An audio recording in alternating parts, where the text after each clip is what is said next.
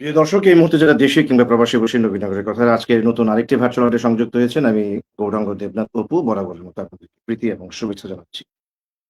মাঝখানে অনেকটা সময় বিরতি দিয়ে নবীনগরের কথার ৪৫৪ পর্বে আপনাদেরকে ওয়ান্স এগেইন স্বাগত জানিয়ে শুরু করতে চাই আজকের একটি বিশেষ বার্নিং ইস্যু নিয়ে। নবীনগরে যে কোটি ইস্যু এখন মানুষের মুখে উচ্চারিত, যার মধ্যে অন্যতম ইস্যু হচ্ছে বিদ্যুৎ সমস্যা।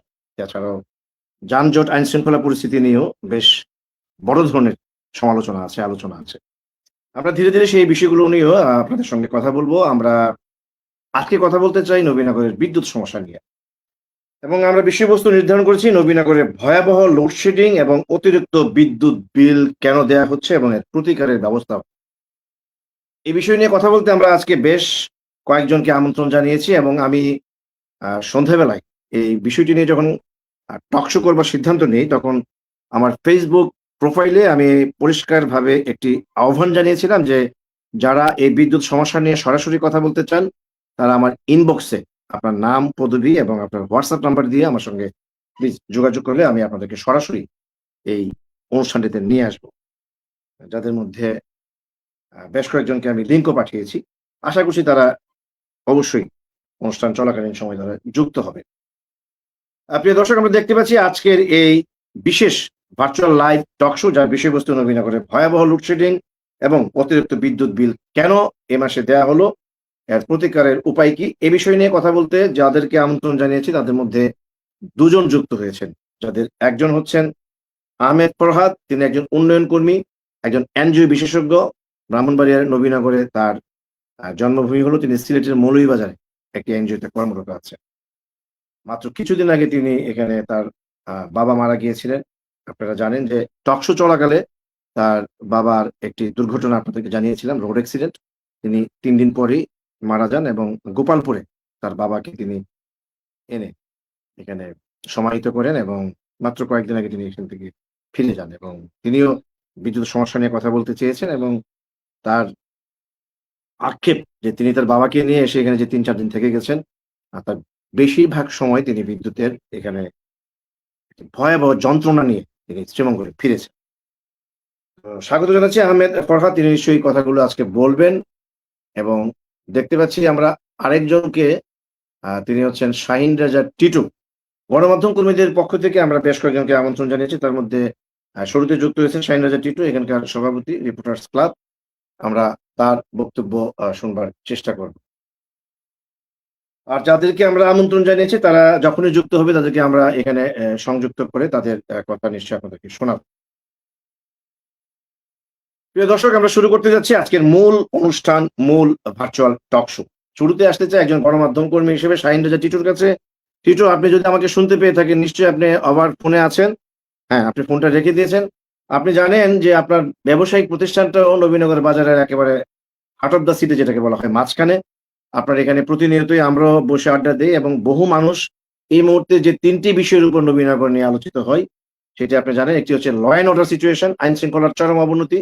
এটি নিয়ে কথা হয় যে এখানকার প্রশাসন, এখানকার এমপি, এখানকার জনপ্রতিনিধি, এখানকার সুশীল সমাজ, এখানকার সাংবাদিকরা আসলে এই বিষয়গুলি নিয়ে কেন কাজ করছে না, এরকম একটা অভিযোগ আছে। সেকেন্ডলি হচ্ছে যানজট। আপনি জানেন যে কত ভয়াবহ, মানে এরকম ভয়াবহ যানজট আমি আসলে এটি নিয়ে একটি কাজও হয়েছে। আপনি জানেন যে মাননীয় সাংসদ এই যানজটকে মুক্ত করবার জন্য একটি সুধী মহলের সঙ্গে একটি মত বিনিময় সভা করেছিলেন এবং সেই মত বিনিময় সভা থেকে অনেকগুলো সাজেশন মাননীয় এমপি এবং তৎকালীন ইউনূম মহোদয়কে আমরা দিয়েছিলাম। কিন্তু সেগুলো আসলে কতটা কার্যকর হয়েছে বা কার্যকর হবে, I have nothing to say, আমার এই ব্যাপারে কিচ্ছু বলার নেই। কারণ আমি এই সমস্ত বিষয় নিয়ে আপডেট কোনো কিছু আছে সেটাও আমার জানা নেই। তারা কি করছেন এটা তারাই ভালো বোঝেন। থার্ড যে সমস্যাটা বা এই মুহূর্তে যেটিকে আমরা বলছি যে ১ম সমস্যাটা, একদম নাম্বার 1, সেটি হচ্ছে নবীনগরে বিদ্যুতের ভয়াবহ লোডশেডিং। তার সঙ্গে বিস্ফোরা হিসেবে যুক্ত হয়েছে আপনার গত মাসের, অর্থাৎ চলতি জুন মাসের বিদ্যুৎ বিল। অনেকেই বলছেন যে, অনেকে না, প্রায় সবাই বলছেন আমাদের সঙ্গে যাদের দেখা হয়, যে যেই বিল আসতো ধরেন ৳১০০ সেটি এখন ৳২০০, ৳২৫০, কারো ক্ষেত্রে ৳৩০০, অর্থাৎ ডবল কিংবা রিডাবল বিল দেয়া হচ্ছে। এই যে একটি ভয়াবহ পরিস্থিতি এখানে সৃষ্টি হয়েছে, এই বিষয়গুলো নিয়ে কথা বলার মতো আসলে আমি তেমন কাউকে আসলে খুঁজে পাই না। সেটা না পাই সুধী মহলে, না পাই সাংবাদিক মহলে, না পাই আপনার জনপ্রতিনিধি মাননীয় এমপি সাহেবের সঙ্গে কয়েকবার চেষ্টা করেছি। তিনি মাঝে, মাঝে ফোন ধরেন কিন্তু এতই ব্যস্ত থাকেন, আপনি জানেন যে এটি পার্লামেন্টে সেশন চলছে এখন, বাজেট অধিবেশন। তার সঙ্গে আমি বহুবার চেষ্টা করেছি কথা বলতে। আমার কিছু ব্যক্তিগত যেমন উস্তাদ আলাউদ্দিন খান একটি বিষয় নিয়ে তার সঙ্গে কথা বলবার চেষ্টা করেছি। কিন্তু তিনি বলেন যে, "অপু আমি তোমার সঙ্গে পরে কথা বলব। আমার পার্লামেন্টের অধিবেশন আছে।" তো তিনি ব্যস্ত মানুষ। আমার মতো অপুর সঙ্গে কথা বলার তার সময় থাকা কতটুকু আমি জানি না। আ তিনি নিশ্চয়ই তার বিষয়বস্তু নিয়ে একটু ব্যস্ত থাকার আরেকজন যুক্ত হয়েছে সম্ভবত। সরি ফরহাদ ভাই। তো আমার মনে হয় এই বিষয়গুলো নিয়ে কথা বলতেই হবে। কথা বলার জন্যই হচ্ছে সাংবাদিক, এবং সাংবাদিকদের কাজই হচ্ছে প্রশ্ন করা। প্রশ্ন করতেই হবে, প্রশ্ন করেই আমাদের এই সমস্ত সমস্যাগুলো সমাধান বের করে নিয়ে আসতে হবে। সেজন্য আমরা আজকে বিষয়বস্তু নির্ধারণ করেছি নবীনগরের ভয়াবহ লোডশেডিং, অতিরিক্ত বিদ্যুৎ বিল নিয়ে প্রতিকারের উপায় কি?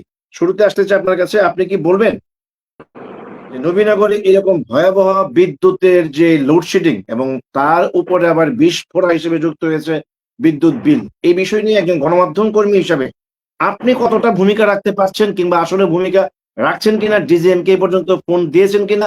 মাননীয় এমপি মহোদয়ের সঙ্গে কথা বলেছেন কিনা? প্রশাসনের সঙ্গে কথা বলেছেন কিনা? সর্বোপরি ডিজিএম আপনাকে কিছু বলেছে কিনা? সব মিলিয়ে কি বলবেন? শাহিন রেজা টিটু। ধন্যবাদ। নবীনগরের কথার আজকের যে 454 নবীনগরে বিদ্যুৎ ভয়াবহ লোডশেডিং ও অতিরিক্ত বিল কেন এবং এর প্রতিকার কি? আপনি বিষয়ে যাওয়ার আগে আমাকে দুইটি প্রশ্ন আরো করেছেন নবীনগরের যানজটের বিষয়ে এবং নবীনগরের অন্যান্য বিষয়ে আপনি দুইটি প্রশ্ন করেছেন। আমি একটি ভালো খবর দিয়ে আসলে আজকের এই আমাদের আলোচনাটা শুরু করতে চাই। সেটা হলো, ভালো খবরটা হলো, আমি গত 2 দিন বা 3 দিন আগে আমাদের মাননীয় জাতীয় সংসদ সদস্যের সাথে কথা বলেছিলাম যানজটের বিষয়ে। তো আসলে দাদা এর বাস্তব সত্য হলো, আমরা এই যানজটের যে পরিকল্পনা যখন গ্রহণ করি তার ঠিক 5-7 দিন পরে নবীনগরের উপজেলা নির্বাহী অফিসার অন্যত্র বদলি হয়ে চলে যান। সেজন্য আসলে ওই আমাদের যে প্ল্যানিংটা এবং আমাদের যে আলোচনাটা ছিল সেটা একটু ভাটা পড়ে, একটু স্থবির হয়ে পড়ে। আমাদের বর্তমান হয়তো 5-7 দিন হয়েছে আমাদের নবীনগর উপজেলা নির্বাহী অফিসার ইতিমধ্যে জয়েন করেছেন। আমাদের মাননীয় সংসদ সদস্য বলেছেন আমি পার্লামেন্ট অধিবেশন শেষে এসে আমাদের সকলকে নিয়ে স্টেক হোল্ডারদের সাথে আলোচনা করে যানজটের বিষয়ে একটা চূড়ান্ত সিদ্ধান্ত হবে বলে তিনি আশ্বস্ত করেছেন। এ হলো যানজটের কথা। কিন্তু আজ আমরা নবীনগরের এমন একটি সমস্যা নিয়ে কথা বলতে এসেছি যা প্রায় প্রতিটি পরিবার, ব্যবসা প্রতিষ্ঠান এবং সাধারণ মানুষের দৈনন্দিন সরাসরি প্রভাবিত করছে। সেই সমস্যাটি হলো নবীনগরের বিদ্যুৎ সমস্যা। নবীনগরের প্রধান সমস্যাগুলোর মধ্যে বিদ্যুৎ সংকট অন্যতম। আমি যদি বলি অন্যতম না, এটা প্রধান। অসহনীয় লোডশেডিং যেন মানুষের নিত্যদিনের দুর্ভোগে পরিণত হয়েছে। দিনে রাতে বারবার বিদ্যুৎ চলে যাওয়ায় শিক্ষার্থী, ব্যবসায়ী, চাকরিজীবী থেকে শুরু করে সাধারণ মানুষ চরম ভোগান্তির শিকার হচ্ছেন। এর সঙ্গে নতুন করে যুক্ত হয়েছে বুতুরু বিল। বুতুরু বিলের অভিযোগ, আজ অনেক গ্রাহক বলছেন তাদের ব্যবহার অনুযায়ী বিল আসছে না, বরং অস্বাভাবিক ও অতিরিক্ত বিল চাপিয়ে দেওয়া হচ্ছে। এতে সাধারণ মানুষ আর্থিকভাবে ক্ষতিগ্রস্ত হচ্ছেন এবং তা অনেকের মানসিক চাপও বেড়েছে। আয়ের তুলনায় যখন বিদ্যুৎ বিল অতীতের তুলনায় 3 গুণ 4 গুণ বেড়ে যায়, তাদের হিসাব নিকাশের পাল্লাটাও আর থাকে না, এটা অগোছালো হয়ে যায়। শুধু তাই নয়, আপনি জেনে আরো অবাক হবেন, নতুন সংযোগ নিতে গিয়েও মানুষকে নানান ধরনের হয়রানির মুখোমুখি হতে হচ্ছে। অভিযোগ রয়েছে ফাইল এক টেবিল থেকে আরেক টেবিলে ঘুরছে, সময় মতো কাজ হচ্ছে না এবং অনেক ক্ষেত্রে ভোগান্তি যেন শেষই হচ্ছে না। সব মিলিয়ে নবীনগরের পল্লী বিদ্যুতের সেবা নিয়ে মানুষের মধ্যে ক্ষোভের বহিঃপ্রকাশ আজকে নবীনগরের ডিজিএম সাহেব স্বচক্ষে দেখেছেন। যারা আজকে ওখানে গিয়েছেন, ডিজিএম সাহেবকে চার্জ করেছেন, তারা সবাই সাধারণ মানুষ। এখানে কোনো পেশাজীবী নয়, এখানে কোনো সাংবাদিক নয়, এখানে কোনো সবাই সাধারণ মানুষ আজকে ডিজিএম সাহেবকে সে ক্ষোভের বহিঃপ্রকাশ করে দেখাইছে। এখন পল্লী বিদ্যুৎ, আজকে আমরা যেখানে কথা বলছি, আমি যেখানে দাঁড়িয়ে কথা বলছি, আমি কিন্তু এখন নেট নাই, ওয়াইফাই নাই, আমি কিন্তু কারেন্ট নাই, আমি কথা বলছি জিবি দিয়ে। আমার এখানে কারেন্ট নাই। আপনি যে এরিয়াটা থাকেন সেটা হলো 4 নং ফিডার, যেটাকে নবীনগরের প্রাইম ফিডার বলা হয়, কারণ এখানে থাকেন উপজেলা নির্বাহী অফিসার, এখানে থাকেন নবীনগর থানা পুলিশ, এখানে থাকেন নবীনগরের যারা ভিআইপি আছেন তারা। আমাদের মতো যারা ক্ষুদ্র মানুষ আমরা কিন্তু ওই ফিডারের না। আপনার 4 নং ফিডার যদি নবীনগরের বিদ্যুৎ পায় 12 ঘন্টা, নবীনগরের অন্যান্য ফিডার যেমন আমরা বিদ্যুৎ পাই 7 ঘন্টা 8 ঘন্টা। গ্রামের অবস্থা তো আরো খারাপ, 3 ঘন্টা 4 ঘন্টা তারা বিদ্যুৎ পায় না। অথচ বিলের সময় দেখা যায় অতীতের তুলনায় ডাবল রিডাবল ব্যবহার হয়েছে। কিন্তু কেন কেন এই বৈষম্য? নবীনগরের উপজেলার প্রত্যেকটা মানুষ কি একই উপজেলার নয়? নবীনগরের প্রত্যেকটা নাগরিকের কি সমান অধিকার নয়? আর যদি বলেন নবীনগরের কথা, আপনি নবীনগরের চিত্র কিন্তু সারা বাংলাদেশে নয়। নবীনগরকে মনে হয় বিদ্যুৎ লোডশেডিং কতটুকু সহনীয় করতে পারে সেজন্য একটা পরীক্ষাগার বানানো হয়েছে, যেন এই লোডশেডিং সারা দেশে ছড়িয়ে দিতে পারে। আপনি ব্রাহ্মণবাড়িয়া ডিস্ট্রিক্টের অন্যান্য থানায় খবর নিয়ে দেখেন কয় ঘন্টা লোডশেডিং হয়। এখানে মাজার ভাই যুক্ত হয়েছেন সিলেট থেকে, আমি ওনার কাছে প্রথমে একটা প্রশ্ন রাখবো, ওনার এলাকায় 24 ঘন্টায় কয় ঘন্টায় বিদ্যুৎ লোডশেডিং হয়? আমাদের পার্শ্ববর্তী থানা কসবায় কয় ঘন্টা লোডশেডিং হয়? ব্রাহ্মণবাড়িয়া সদরে, আপনি এখানে আজকে উপস্থাপক, আপনার কাছেও প্রশ্ন, আপনি ব্রাহ্মণবাড়িয়া সপ্তাহে 2-1 দিন যান, কোনো সময় ব্রাহ্মণবাড়িয়া রাতেও থাকেন, আপনি বলে যাবেন ব্রাহ্মণবাড়িয়া সদরে 24 ঘন্টায় কয় ঘন্টা লোডশেডিং হয়? কেন নবীনগরের সাথে এই বৈষম্য? নবীনগরকে কেন বঞ্চিত করা হচ্ছে? এবং নবীনগরের বঞ্চিত পাশাপাশি শুধুমাত্র 4 নং ফিডার বাজারটাকে সচল রেখে সারা উপজেলাকে কেন অচল রাখা হয় সেই বিষয়টা যদি আজকে এখানে ডিজিএম সাহেব যুক্ত হতেন, কিংবা জিএম সাহেব যুক্ত হতেন, কিংবা পল্লী বিদ্যুতের কোনো সংশ্লিষ্ট লোক যুক্ত হতেন, হয়তো আমি এই প্রশ্নের জবাবটুকু পেতাম। আমি যে কথাগুলো বলেছি নিশ্চয়ই এগুলো সাধারণ মানুষের কথা, এগুলো আমাদের গ্রামগঞ্জের মানুষের কথা। তারা কেন এই বৈষম্যের শিকার হবেন? ধন্যবাদ। অনেক ধন্যবাদ শাহিন রাজা Titu, Nabinagar press club, sorry Nabinagar reporters ক্লাবের সভাপতি। প্রেস ক্লাব শব্দটা কেন আসলে আমি জানি না, হয়তো বা ভবিষ্যতে ওইদিকে শাহিন রাজা টিটু যাচ্ছে বলে আমাদের কাছে নানান তথ্য আছে। তো যাই হোক, আমি একটা বিষয়ে খুবই ভালো লাগলো, সেটি হচ্ছে যে সবাই একটু মিউট থাকবেন, তাইলে আমার মনে হয় নয়েজটা আসবে না। যে বিদ্যুতের ভয়াবহ লোডশেডিং এর মধ্যে একটি কথা আমার খুব ভালো লেগেছে, যে এই মুহূর্তে আমার বাসায় বিদ্যুৎ আছে। আমি আসলে জানতাম না, টিটুর মাধ্যমেই জানলাম, কারণ টিটু যেহেতু সাংবাদিক না, আমার চেয়ে তার কাছে ইনফরমেশনটা একটু বেশি থাকার কথা, যে আমরা ভিআইপি এলাকায় থাকি। এটা আমার শুনে ভালো লাগছে যে আমার পাশে ইউনু মহোদয়ের বাসা, সামনে থানা, সামনে বাজার। তো সারা নবীনগরকে অন্ধকার রেখে আমাকে ভিআইপি মর্যাদা দিয়ে যে বিদ্যুৎটা দেয়া হচ্ছে বলে টিটু যে অভিযোগটা করেছেন, এটা শুরুর দিকে আমার কাছে খুব একটা হাস্যকর মনে হয়েছে আর কি, যে সারা নবীনগর অন্ধকার থাকবে, আমরা ভিআইপি মর্যাদাতে আমরা এই বিদ্যুৎ পাবো। এটি বোধহয় ডিজিএম মহোদয়ের এটি, এই যে বৈষম্য, এটি দূর করা খুবই দরকার। আমি লোডশেডিং এর এই পর্বটি শুরু করবার 2 মিনিট আগে তখন ফরহাদ ভাই এবং টিটু আমার সঙ্গে ছিল এখানে। আমি তখন লাইভে যাইনি। আমি কল করেছিলাম আমাদের ডিজিএম মহোদয় আব্দুল ওয়াদুদ, মিস্টার ওয়াদুদ সাহেব। তার সঙ্গে প্রায়ই কথা হয়। আজকের যে তার যে বিষয়টা টিটু উল্লেখ করেছে, যে আজকে কিছু সাধারণ গ্রাহক তার অফিসে ঢুকে অনেকটা চড়াও হয়েছিল। আমি তো ভেবেছিলাম যে তিনি অ্যাটাকড হয়ে যাবেন। আমি যে ভিডিওটা দেখেছি যে তার উপর হয়তো হামলা-টামলা হতে পারে। কারণ এত মারমুখী ছিল গ্রাহক। কতটা মানুষ বিরক্ত হলে, কতটা মানুষ ত্যক্ত হলে, কতটা মানুষ যন্ত্রণা সহ্য করতে, করতে তার যন্ত্রণার যে একটা ধৈর্যের সীমা, সেটা যখন মানুষ আর ধরে রাখতে পারে না, তখন কিন্তু সরাসরি বিদ্যুৎ অফিসে গিয়ে তার রুমে ঢুকে তাকে যেভাবে ছেলেরা প্রশ্ন করছিল যে, "কেন বিদ্যুৎ বিল গত মাসে আমরা বিদ্যুৎই যেখানে পাই না, 50% বিদ্যুৎ যেখানে থাকে না।" যেটি কিছুক্ষণ আগে তিনি আমাকে বলছিলেন যে, "ভাই আপনি ঢুকেন না। ৫ টা মিনিট ঢুকেন। আপনি বলেন যে আপনার কি চাহিদা, আপনি সেই চাহিদা পাচ্ছেন কিনা? আপনার উপরে আজকে যে হামলা হওয়ার একটা সম্ভাবনা দেখা দিয়েছিল, আপনি এই বিষয়টা নিয়ে কথা বলেন।" উনি আমাকে পরিষ্কার বললেন যে, "না, আমি ঢুকতে পারব না। আমার উপর মহলের নির্দেশ আছে।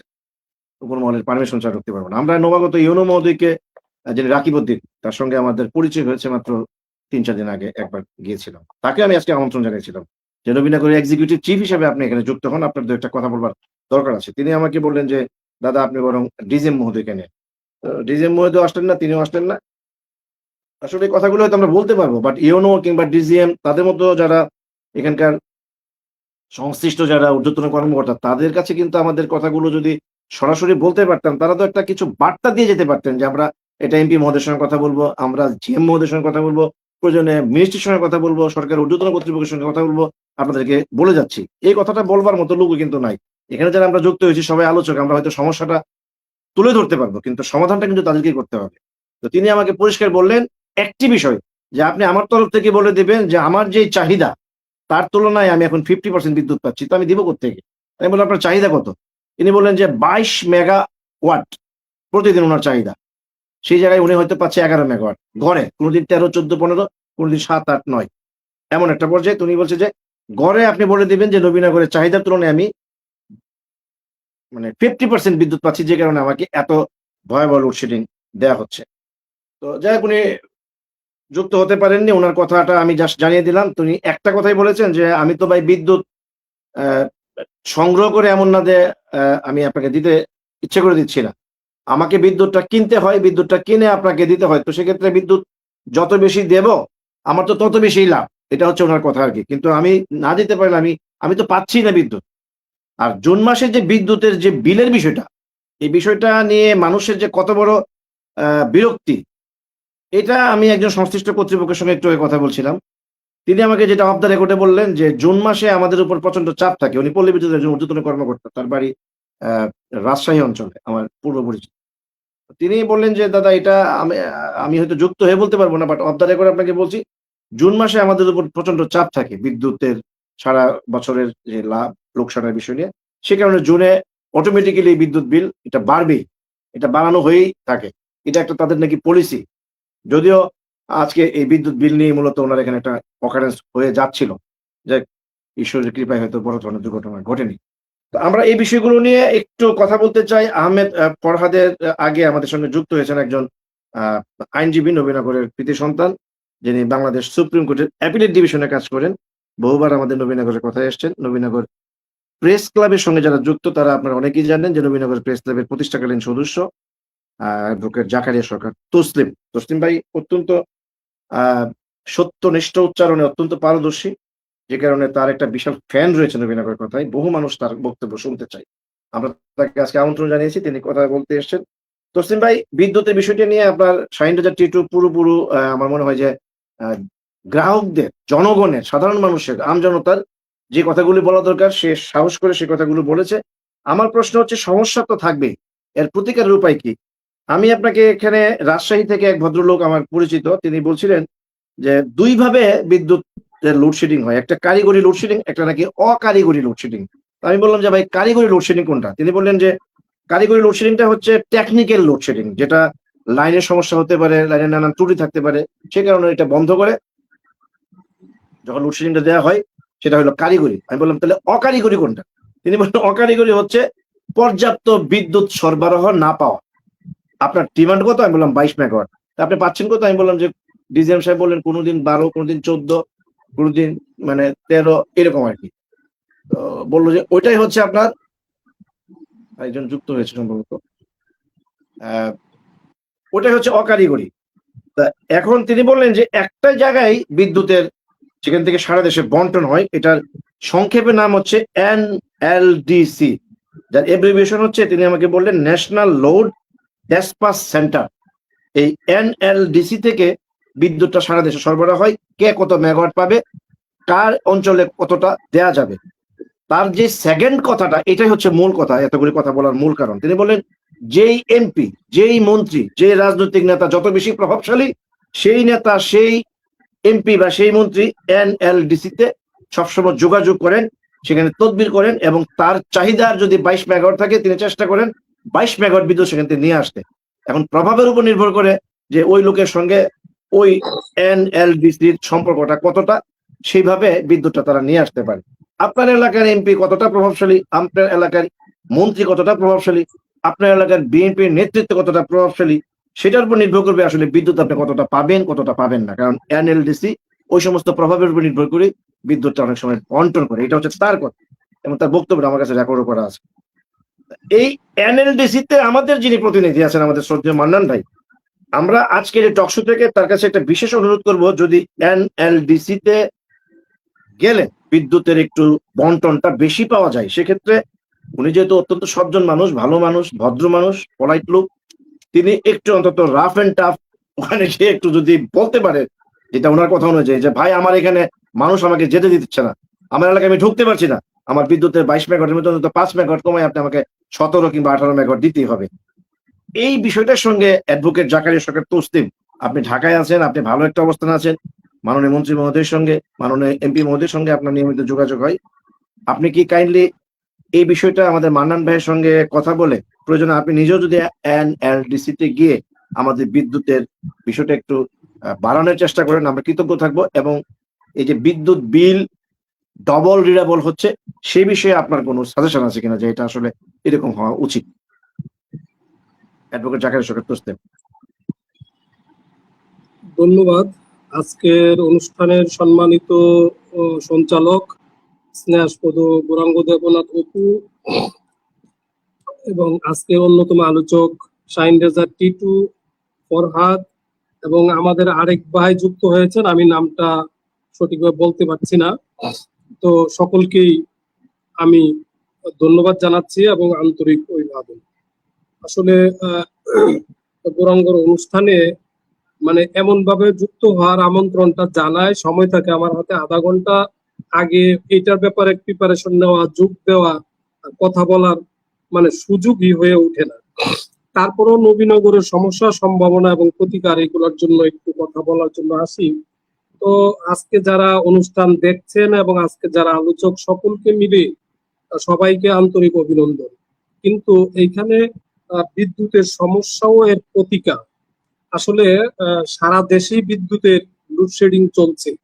আমি যদিও রাজধানী থেকে এবং রাজধানীর উপকণ্ঠে এবং ধানমন্ডি এক মতো একটি এলাকায়, এখানেও বিদ্যুৎ বিভ্রাট হয়, তারপর তুলনামূলকভাবে কম। যেমন আজকের বিদ্যুতের বিল যেটা, যেমন আমাদের তো প্রিপেড মিটার, আমি অফিসে চলে যাওয়ার পরে বাসা থেকে হঠাৎ করে কল যায় যে এই আনটাইমলি কল হয় না, কিন্তু কি হলো যে বাসায় বিদ্যুৎ নাই, তাহলে চেক করতে হবে যে লিফট চলে কিনা, আদার্স অন্যান্য, যে না, তাহলে বাসায় প্রিপেড মিটার হঠাৎ করে এমন টাইমে কাটলো, আমি বাসায় নেই, তাহলে আজকে আমিও বিদ্যুতের বিল 7,000 টাকা পরিশোধ করেছি, কিন্তু এর আগে কিন্তু জানা ছিল না, চট করে কেটে দিল। কিন্তু এত বিল কেন? যে 30 তারিখ জুন মাসের শেষ দিন, এর আগে তারা আজকে যাদের অটো লাইন গুলোকে যে ডিউ টু লো ব্যালেন্সের কারণে কেটে দিচ্ছে, আর যাদের তো আপনার আগে বিল আসে এই মাসে পরে আসবে, এক সপ্তাহ দিতে হবে, এই ধরনের একটা বিদ্যুতের, যাই হোক যার কাছে যে বিল পাবে সেটা করবে, কিন্তু অতিরিক্ত বিলটাকে মেনে নেওয়া যায় না। যে আমরা যারা প্রিপেড মিটারে দেয়, আমারটা অতিরিক্ত বা এসে কিন্তু বলতে পারি না, কিন্তু এইখানে একটা মিটার চার্জ বা অন্যান্য থাকে, কিন্তু আমি চলে যাচ্ছি আমার নবীনগর এলাকার যে আজকে যে কথাটা এখানে হলো কি, আসলে স্থিতিশীল বিদ্যুৎ ব্যবস্থা সারা দেশে, যেখানে আপনার বিদ্যুতের যে এলাকায় যত বেশি স্থিতিশীল বিদ্যুৎ ব্যবস্থার, এখানে টেকনিক্যাল এবং নন টেকনিক্যাল কথাটা যে আসছে, এখানকার বিদ্যুতের লাইনের স্থিতিশীল বিদ্যুৎ ব্যবস্থা কিভাবে হয়।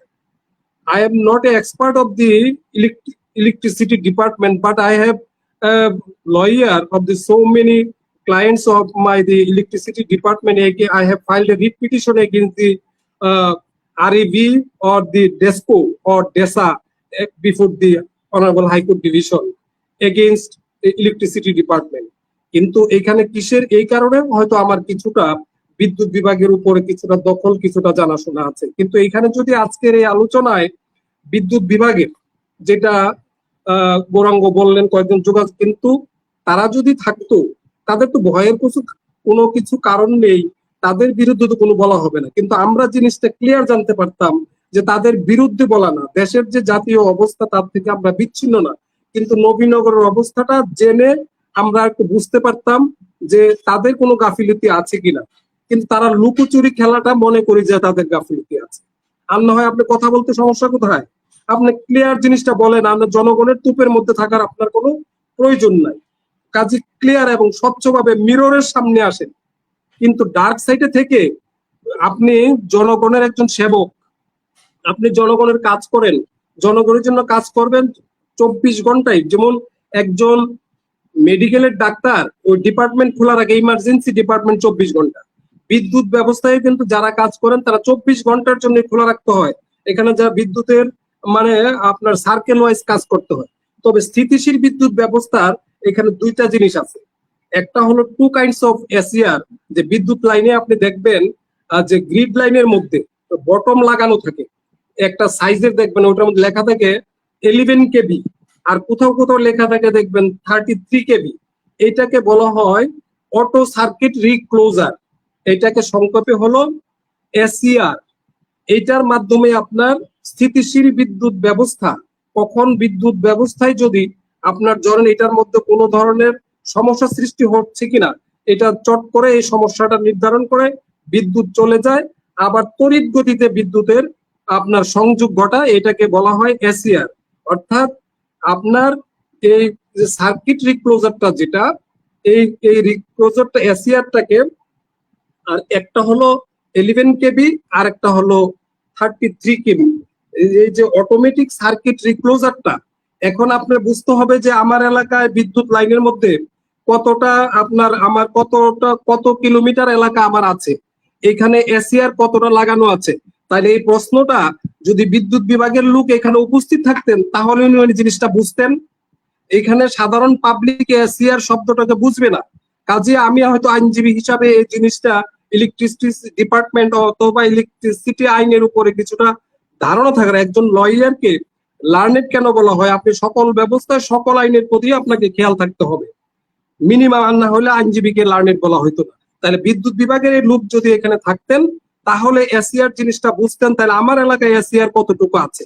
তাহলে একটু নোট ডাউন করার জন্য আমি অপুকে বলবো যে আপনি প্রশ্ন করবেন যে আমার এলাকায় এসিআর 11 কেবির কতটা আছে এবং 33 কেবির এসিআর আমার এলাকায় কতটা আছে।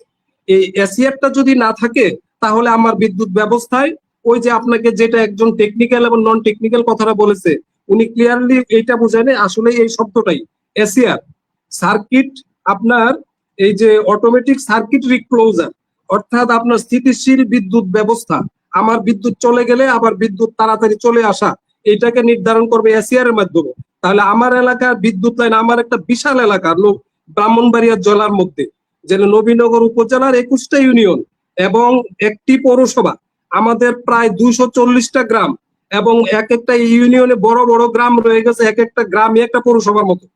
যদি আমি যে গ্রামের কথা, আমার বিদ্যাকুটে গ্রামটা হলো বিদ্যুৎ মিলিয়ে প্রায় 2 থেকে 2.5 কিলোমিটার লম্বা, আবার 2.5 কিলোমিটার প্রস্থ। তো এই একটা গ্রামের বিদ্যুৎ ব্যবস্থা যে করতে চান, বিদ্যুৎ বিল এবং মিটার এগুলা মিলে আপনার কত টাকা বিদ্যুৎ বিল আসে এবং কত টাকা আপনি বিদ্যুৎ দেন আপনার। তো কাজী এই নবীনগরের বিশাল এলাকাকে যদি এত টাকার আমরা বিদ্যুৎ পেতে চাই এবং আমরা বিদ্যুৎ বিল দেই, তা আমি কেন বিদ্যুতের আপনার চাহিদাটা আমাকে মিটাবেন না?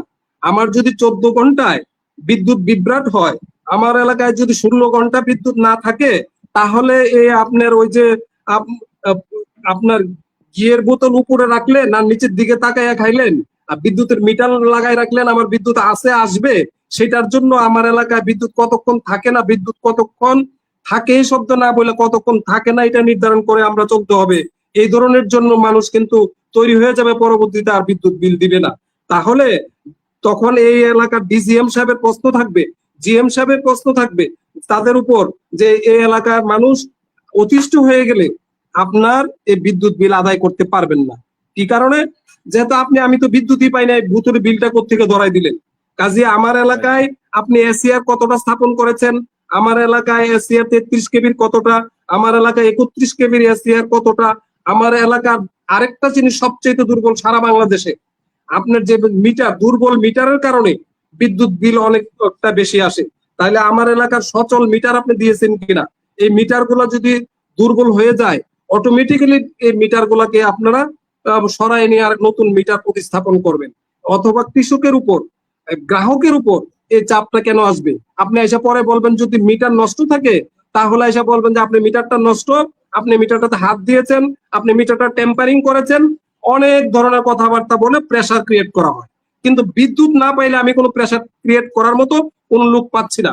তাহলে আমার নবীনগর এবং আমার বাঞ্ছারামপুর এই দুইটা পাশাপাশি উপজেলায়, অত্যন্ত একটি বড় উপজেলা দুইটা, কিন্তু ব্রাহ্মণবাড়িয়া জেলার মধ্যে ব্রাহ্মণবাড়িয়া সদরের পরেই হলো নবীনগরের স্থান। তাহলে নবীনগর এবং বাঞ্ছারামপুরে একটা যদি এই দুই জায়গায় মিলে সাবস্টেশন তৈরি করা হয়, তাহলে নবীনগরের বিদ্যুৎ ব্যবস্থা অত্যন্ত উন্নয়ন ঘটবে, আর নতুবা সারা জীবনে আমরা সাফার করতে হবে। আর আমার পুরানো লাইনের বিদ্যুৎ, যে পুরানো লাইন আমাদেরকে আপনার উঠায় এখানে নতুন লাইন প্রতিস্থাপন করতে হবে। এখনো কোন আমল, ব্রিটিশ আমলের লাইন, এখনো আপনার সেই পাকিস্তান আমলের লাইন, এখনো আপনার স্বাধীনতার 72 সনের যে বিদ্যুৎ ব্যবস্থার লাইন দিয়ে আমার নবীনগরের আধুনিক জগতের এখন এই আপনার ইলেকট্রিসিটির এসিআর কভার করবে না। যেটাকে আপনার ট্রান্সফরমার, বিগ ট্রান্সফরমার যেটা রয়েছে সেটাকে কন্ট্রোল করে এসিআর গুলা। তাহলে আমার নবীনগরে এসিআর যদি আপনার দরকার হয় আমার 100, আপনি দিয়ে রাখছেন 30টা। কাজে আজকে ডিজিএম সাহেব মহোদয় থাকলে আমি জিজ্ঞাসা করতে পারতাম যে আমার নবীনগরে এসিআর কয়টা দিয়েছেন, লোকাল এসিআর কতটা, কেন্দ্রীয় এসিআর কতটা। যদি আমাকে 11 কেবির এসিআর আপনার নবীনগরে 214-40টা গ্রামে, এখানে দরকার আপনার প্রায় 250টা 11 কেবি, এবং 33 কেবির দরকার হবে প্রায় 50 থেকে 60টা। তাহলে আমাকে যদি 10-20টা দিয়ে রাখেন, নবীনগরের বিদ্যুৎ ব্যবস্থা, স্থিতিশীল বিদ্যুৎ ব্যবস্থা হবে না। এই কথাগুলো জাতীয় সংসদে উপস্থাপন করতে হবে যে আমার নবীনগরের জন্য একটা সাবস্টেশন দরকার। নবীনগর এবং বাঞ্ছারা একটা উপজেলার জন্য সাবস্টেশন না দেন, তাহলে বাঞ্ছারা এবং নবীনগর মিলে আমাদের একটা সাবস্টেশন, শক্তিশালী সাবস্টেশন, একটা বিদ্যুৎ কেন্দ্র দরকার। নতুবা আমাদের সেচ ব্যবস্থা, নতুবা আমাদের শিল্প কারখানা, নতুবা আমাদের রাস্তাঘাট, আমাদের আপনার অটো রিক্সা বলেন, সিএনজি বলেন, এবং যত কিছু মিল কারখানা আছেন সবগুলা বিকল হয়ে যাবে বিদ্যুতের জন্য। যে বিদ্যুতের জন্য হয়ে গেলে আজকে 16 ঘন্টার জায়গায় 8 ঘন্টা যদি মানুষ কাজ না করতে পারে, যদি শিল্পের যদি 8 ঘন্টা বন্ধ থাকে, তাহলে মানুষের ঘরে তো খাবার জুটবে না, তাহলে পকেট খালি থাকবে। তাহলে এই বিদ্যুৎ ভুতুরে বিলের জন্য দায়ী কে? কাজে এই শক্তিশালী ভাবে আমাদের যে বিদ্যুৎ মন্ত্রী, উনি একজন প্রাক্তন বিজ্ঞ এবং সজ্জন মানুষ, ইকবাল হাসান মাহমুদ টুকু সাহেব অভিজ্ঞ লোক। কাজে আমাদের আজকে যেটা বাংলাদেশের রুরাল ইলেকট্রিফিকেশন বোর্ড, বিদ্যুৎ উন্নয়ন বোর্ড, সংক্ষেপে আরইবি, এবং বাগদাদের পল্লী উন্নয়ন বোর্ড, এইখানে মিলে যা চেয়ারম্যান সাহেব যেখানে বসে রয়েছেন, আমার যতটুকু পত্রিকার রিপোর্ট অনুযায়ী জানি সবচাইতে নিম্নমানের দরপত্র আহ্বান করে, যেখানে বাংলাদেশে 11 কেবি এবং 33 কেবির যাদেরকে দায়িত্ব দেওয়া হয়েছে, নিম্নমানের 11 কেবি এবং 33 কেবির এসিআর আনা হয়েছে। এই জন্য সারা দেশে বিদ্যুৎ বিভ্রাট, আমি দায়িত্ব নিয়ে বলতে পারি। এবং সারা দেশে আজকে কোটি কোটি মিটার এবং 80টা পল্লী বিদ্যুৎ সমিতি আজকে হুমকির মুখে, শুধুমাত্র নিম্নমানের মিটারের কারণে।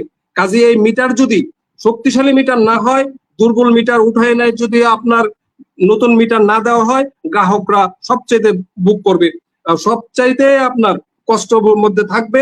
এই কষ্ট লাঘব করতে হলে আজকে এখানে নতুন মিটার দিতে হবে।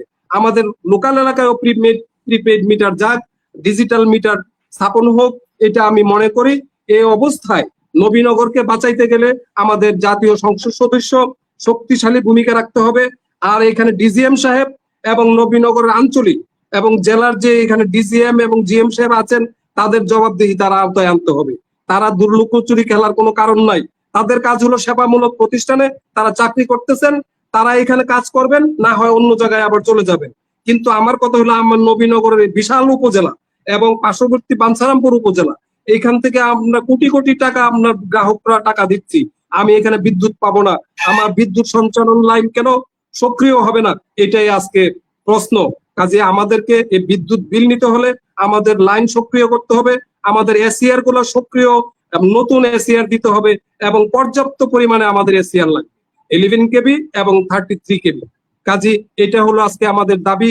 আমাদের দুর্বল ব্যবস্থাপনা, ত্রুটিযুক্ত বিদ্যুৎ ব্যবস্থা, কাজে এটার জন্য আমি মনে করি আমাদের লোকাল প্রশাসন, বিদ্যুতের যারা লোকাল প্রশাসন, আঞ্চলিক প্রশাসন, তারা অনেকটাই দায়ী। তারা কি কারণে জেলার কাছে এবং কেন্দ্রীয় ভাবে একটু চাহিদা পাঠানো হয়েছে কিনা, আপনি দিলেই লাভ। ঘুমায় থাকে সেটা বলবেন ঘুমের মধ্যে যে আমি তো চাই বিদ্যুৎ বিক্রি করতে, কিন্তু আপনি চাহিদা আমার কতটুকু এটা পাঠিয়েছেন কিনা, আমার এলাকায় বিদ্যুৎ লাইনের দুর্বল ব্যবস্থা কোথায়, আমার খুঁটি কতটা দুর্বল। এখন আমার অল্প বৃষ্টিতে, অল্প ঝড়ের মধ্যে অনেক খুঁটি পড়ে যায়, তাহলে দিনের পর দিন মানুষ ভোগান্তিতে থাকে, অনেক রাস্তা বন্ধ হয়ে যায়। এগুলোর জন্য দুর্বল ব্যবস্থার জন্য কতটা নবীনগরের বিদ্যুৎ লাইন কত কিলোমিটার পর্যন্ত আছে, এগুলো নির্ধারণ করতে হবে। দুর্বল লাইনগুলা নির্ধারণ করতে হবে, দুর্বল খুঁটিগুলা নির্ধারণ করতে হবে, পরে দুর্বল খুঁটিগুলা উঠে নিয়ে আসতে হবে। এগুলোর জন্য অটো কাজ প্রতিদিন বিদ্যুতের গাড়ি ঘুরে কিনা সারাটা নবীনগরে। আমার মনে হয় বিশাল এই উপজেলায় একদিনে 2 দিনে ঘোরা সম্ভব না। নবীনগরে এই বিদ্যুতের জন্য, তাদের চাহিদা পূরণের জন্য, বিদ্যুতের দুর্বল ব্যবস্থার নির্ধারণের জন্য কতটা গাড়ি কাজ করে, এগুলোর দায় দায়িত্ব ডিজিএম সাহেব কিন্তু জানাইতে হবে এমপি সাহেবকে। কাজে এমপি সাহেবের কথাগুলো তুলে ধরতে হবে। আমি মনে করি আমাদের একটা সাব স্টেশন দরকার বাঞ্ছারা এবং নবীনগরের মধ্যে। আমাদের শক্তিশালী একটা বিদ্যুৎ ব্যবস্থার জন্য আমাদেরকে এই জায়গা আমার মনে হয় নির্ধারণ করা আছে। আমার যতটুকু আগে জানা ছিল, বাঞ্ছারামপুরের আগের অনেক ধন্যবাদ। যে মন্ত্রী মহোদয় ছিলেন চেষ্টা করেছিলেন। কাজে আমি আমাদের একটা সাব স্টেশনের আমি দাবি জানাই আজকের এই অনুষ্ঠান থেকে, এবং আমাদের এসিআর গুলা, দুর্বল এসিআর গুলাকে সবল এসিআর রূপান্তরিত করা হোক।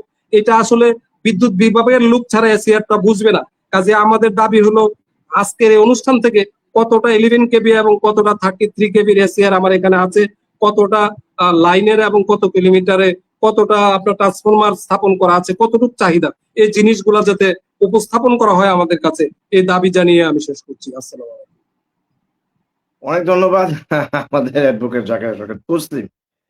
আমার মনে হয় যে আমরা মূল জায়গাতে একটু প্রবেশ করতে চাই, যদিও দুজন আলোচক বেশ সমস্যাগুলো চিহ্নিত করার চেষ্টা করেছে যে কোন কোন জায়গায় আসলে সমস্যা ত্রুটি রয়েছে, সেগুলো সমাধান করতে পারলে বিদ্যুতের ডেভেলপ হবে। কিন্তু আমরা এবার একজন আলোচকের কাছে আসতে চাই, তিনি হচ্ছেন আহমেদ ফরহাদ, যিনি আসলে এই সমস্ত বিষয়ের উপর তার একটি বিশাল ডেপথ নলেজ রয়েছে। তিনি তথ্য প্রযুক্তির আলোকে কথা বলেন এবং তার কাছে সর্বশেষ ডাটা ও আপডেট থাকে। আমি যেটুকু জানি যে তিনি একজন এনজিও বিশেষজ্ঞ এবং তার কথার মধ্যে বেশ যৌক্তিক শানিত তথ্যবহুল বিশ্লেষণ থাকে।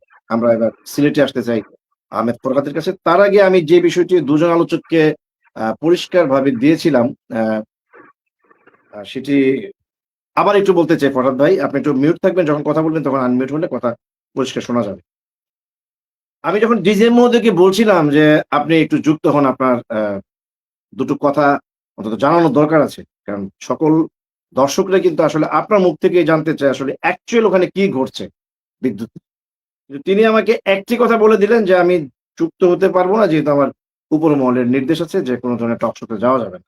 কিন্তু আমার পক্ষ থেকে আপনি বলে দিবেন যে আমার চাহিদা হচ্ছে 22 মেগাওয়াট, আমি গড়ে পাচ্ছি 11 মেগাওয়াট, অর্থাৎ 50% তিনি বিদ্যুৎ পাচ্ছেন। এখন এই যে সাবস্টেশন, এসিআর, তারপরে জবাবদিহিতা, এই সমস্ত বিষয়গুলো আমার কাছে মনে হচ্ছে খুবই গৌণ।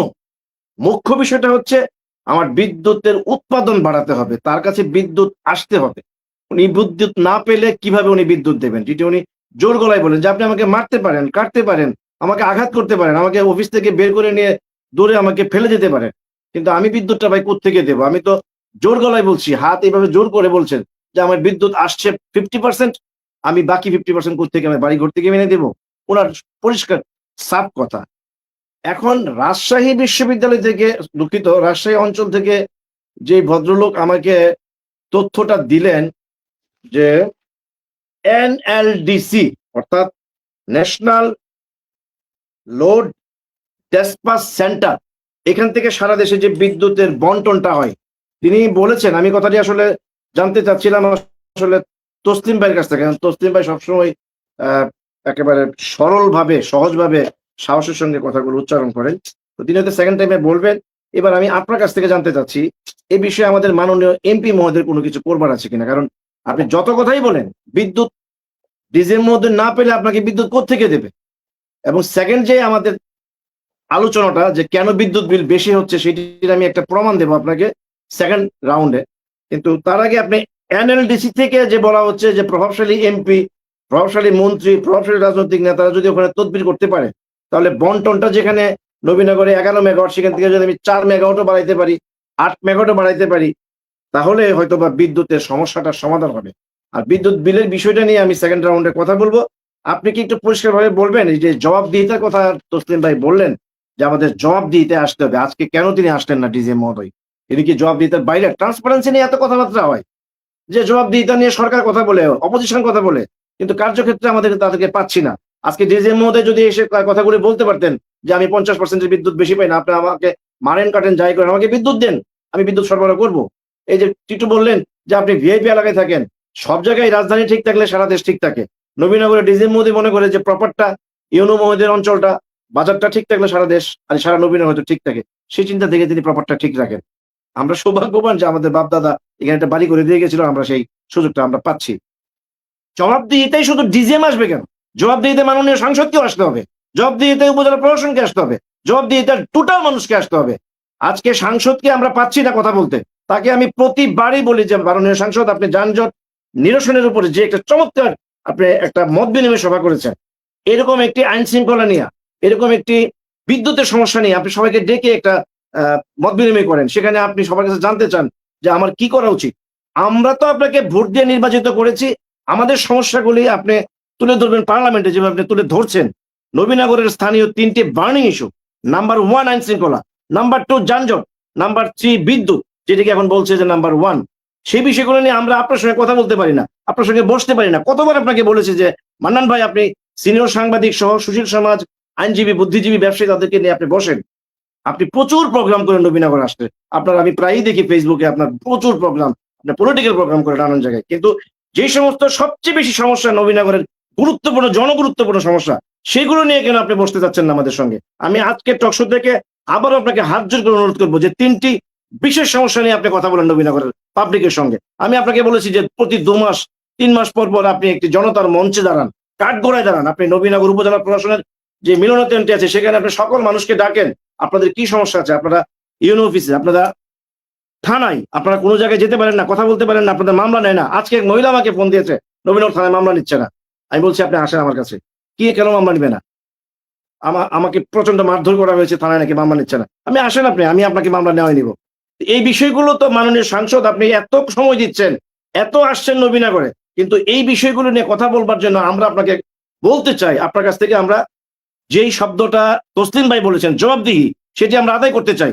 আপনি মাননীয় সাংসদ আজকে আছেন, কালকে নাও থাকতে পারেন, 5 বছর পর আরেকজন আসতে পারে, কিন্তু আমরা যাতে গর্ব করে বলতে পারি যে নবীনগরে আমরা একজন মাননীয় এমপিকে পেয়েছিলাম যিনি জবাবদিহিতে বিশ্বাস করতেন, যিনি মানুষের কথা শুনতেন এবং যে কোনো ট্রান্সপারেন্সিতে তিনি সবসময় স্বচ্ছ থাকতেন। আমরা সেরকম মান্নান ভাইকে চাই। আপনি এই বিষয়ে বলবেন কি যে বাংলাদেশের সমস্যা সব জায়গায় আছে, কিন্তু নবীনগরের সমস্যাটা এত প্রকট কেন? এই নবীনগরের সমস্যার, বিদ্যুতের সমস্যার সমাধানে মাননীয় সাংসদের এখানে কি ভূমিকা থাকা উচিত বলে আপনি মনে করেন? বিশেষ করে এনএলডিসিতে তিনি যথাসময়ে গিয়ে আমাদের বিদ্যুতের এই চাহিদাটা বাড়ানোর কোনো পরামর্শ, সুচিন্তিত মতামত বা কোনো বক্তব্য আপনি রাখবেন কিনা, জনাব আহমেদ ফরহাদ? ধন্যবাদ দাদা, সবাইকে শুভেচ্ছা যারা আজকে নবীনগরের কথায় আলোচক হিসেবে আছেন, এবং পাশাপাশি সবাইকে শুভরাত্রি এবং শুভেচ্ছা যারা আজকে এই লাইভ টক শোটি উপভোগ করছেন। আমি দাদা যে বিষয়টা দিয়ে শুরু করতে চাই, আসলে এখন তো সারা দেশেই একটি তাপদাহ চলতেছে, এবং এই মে, জুন, জুলাই, অগাস্ট, এই 4টা মাসে সাধারণত বিদ্যুতের চাহিদা অনেক বেড়ে যায় এবং আমাদের ঘাটতি এই 4টা মাসেই সবচাইতে বেশি থাকে। তো উনি যেটা বললেন যে এনএলডিসি তে যেটা হচ্ছে উনার চাহিদা হচ্ছে 22 মেগাওয়াট, উনি পাচ্ছেন হচ্ছে 11 মেগাওয়াট, 50% উনার ঘাটতি আছে। আসলে এই কথাটাও হয়তো উনি এই মাসের চাহিদা অনুযায়ী বলেছেন, কিন্তু এটা আসলে কিন্তু ফ্লাকচুয়েট করে। এই যে চাহিদাটা, এটা কিন্তু কনস্ট্যান্ট কোনো চাহিদা না, এটা এক এক মাসে এক এক চাহিদা হয়। যেমন আপনি নভেম্বর ডিসেম্বরে কিন্তু উনার 22 মেগাওয়াট লাগবে না, তখন এটা কিন্তু কমে আসবে, হয়তো 12, 13, 14 মেগাওয়াট লাগবে। এইটা যেহেতু পিক সিজন, সেই সিজনটাতে বেশি লাগতেছে, এটা একটা বিষয়। আর 2 নম্বর আরেকটা বিষয় হচ্ছে দাদা, নবীনগর কোনো ইন্ডাস্ট্রিয়াল এরিয়া না, নবীনগরে আসলে সেই ধরনের কোনো শিল্প প্রতিষ্ঠান নেই। নবীনগর এখনো একটি কৃষি নির্ভর উপজেলা। তো সরকারের যেহেতু বিদ্যুৎ ঘাটতি এই 4টা মাসে সবচেয়ে বেশি দরকার হয়, আমার মনে হয় যে সরকারেরও একটা স্ট্র্যাটেজি আছে যে শিল্পোন্নত যেই উপজেলাগুলো বা শিল্পোন্নত যে জেলাগুলো বা আরবান এরিয়া, সেই জায়গাগুলোতে নিরবিচ্ছিন্ন বিদ্যুৎ সেবাটা বা লোডশেডিংটা কম করা। তো আমার মনে হয় যে সংসদ সদস্য যিনি, উনার প্রত্যেকেরই মানে একটা শর্ট টার্ম এবং লং টার্ম প্ল্যানের দরকার আছে। আপনি যেটা বললেন যে এনএলডিসি তে যোগাযোগ করে উনি হয়তো এই 11 এমবি কে রিকোয়েস্ট করে বা তদবির করে 2-3 এমবি যদি বাড়িয়ে নিয়ে আসতে পারেন, এটা একটা শর্ট টার্ম সলিউশন হবে। আর লং টার্ম সলিউশনে আমি যেটা বলবো দাদা, যে নবীনগরকে কিভাবে শিল্পায়নের দিকে নেওয়া যায়।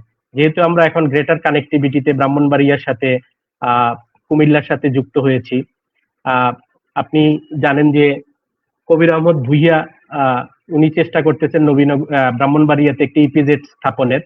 আমার মনে হয় নবীনগরে একটি বিসিক শিল্পনগরী স্থাপন করা যায় কিনা এটার দিকেও সাংসদ নজর দিতে পারেন। যখন নবীনগরে শিল্প এলাকা হবে, আমার মনে হয় বিদ্যুতের চাহিদাটিও বাড়বে। এবং সবচেয়ে গুরুত্বপূর্ণ যে বিষয়গুলো আমাদের শ্রদ্ধেয় তসলিম ভাই উল্লেখ করেছেন, আমার মনে হয় নবীনগরের ক্ষেত্রে এই বিষয়গুলো সবার আগে কনসিডারেশনে নেওয়া উচিত এবং মাননীয় সাংসদকে তসলিম ভাইয়ের বক্তব্যটা শোনা উচিত। উনি যে বিষয়গুলো বললেন, আমার মনে হয় মূল প্রবলেমটা ওই জায়গায় নিহিত আছে।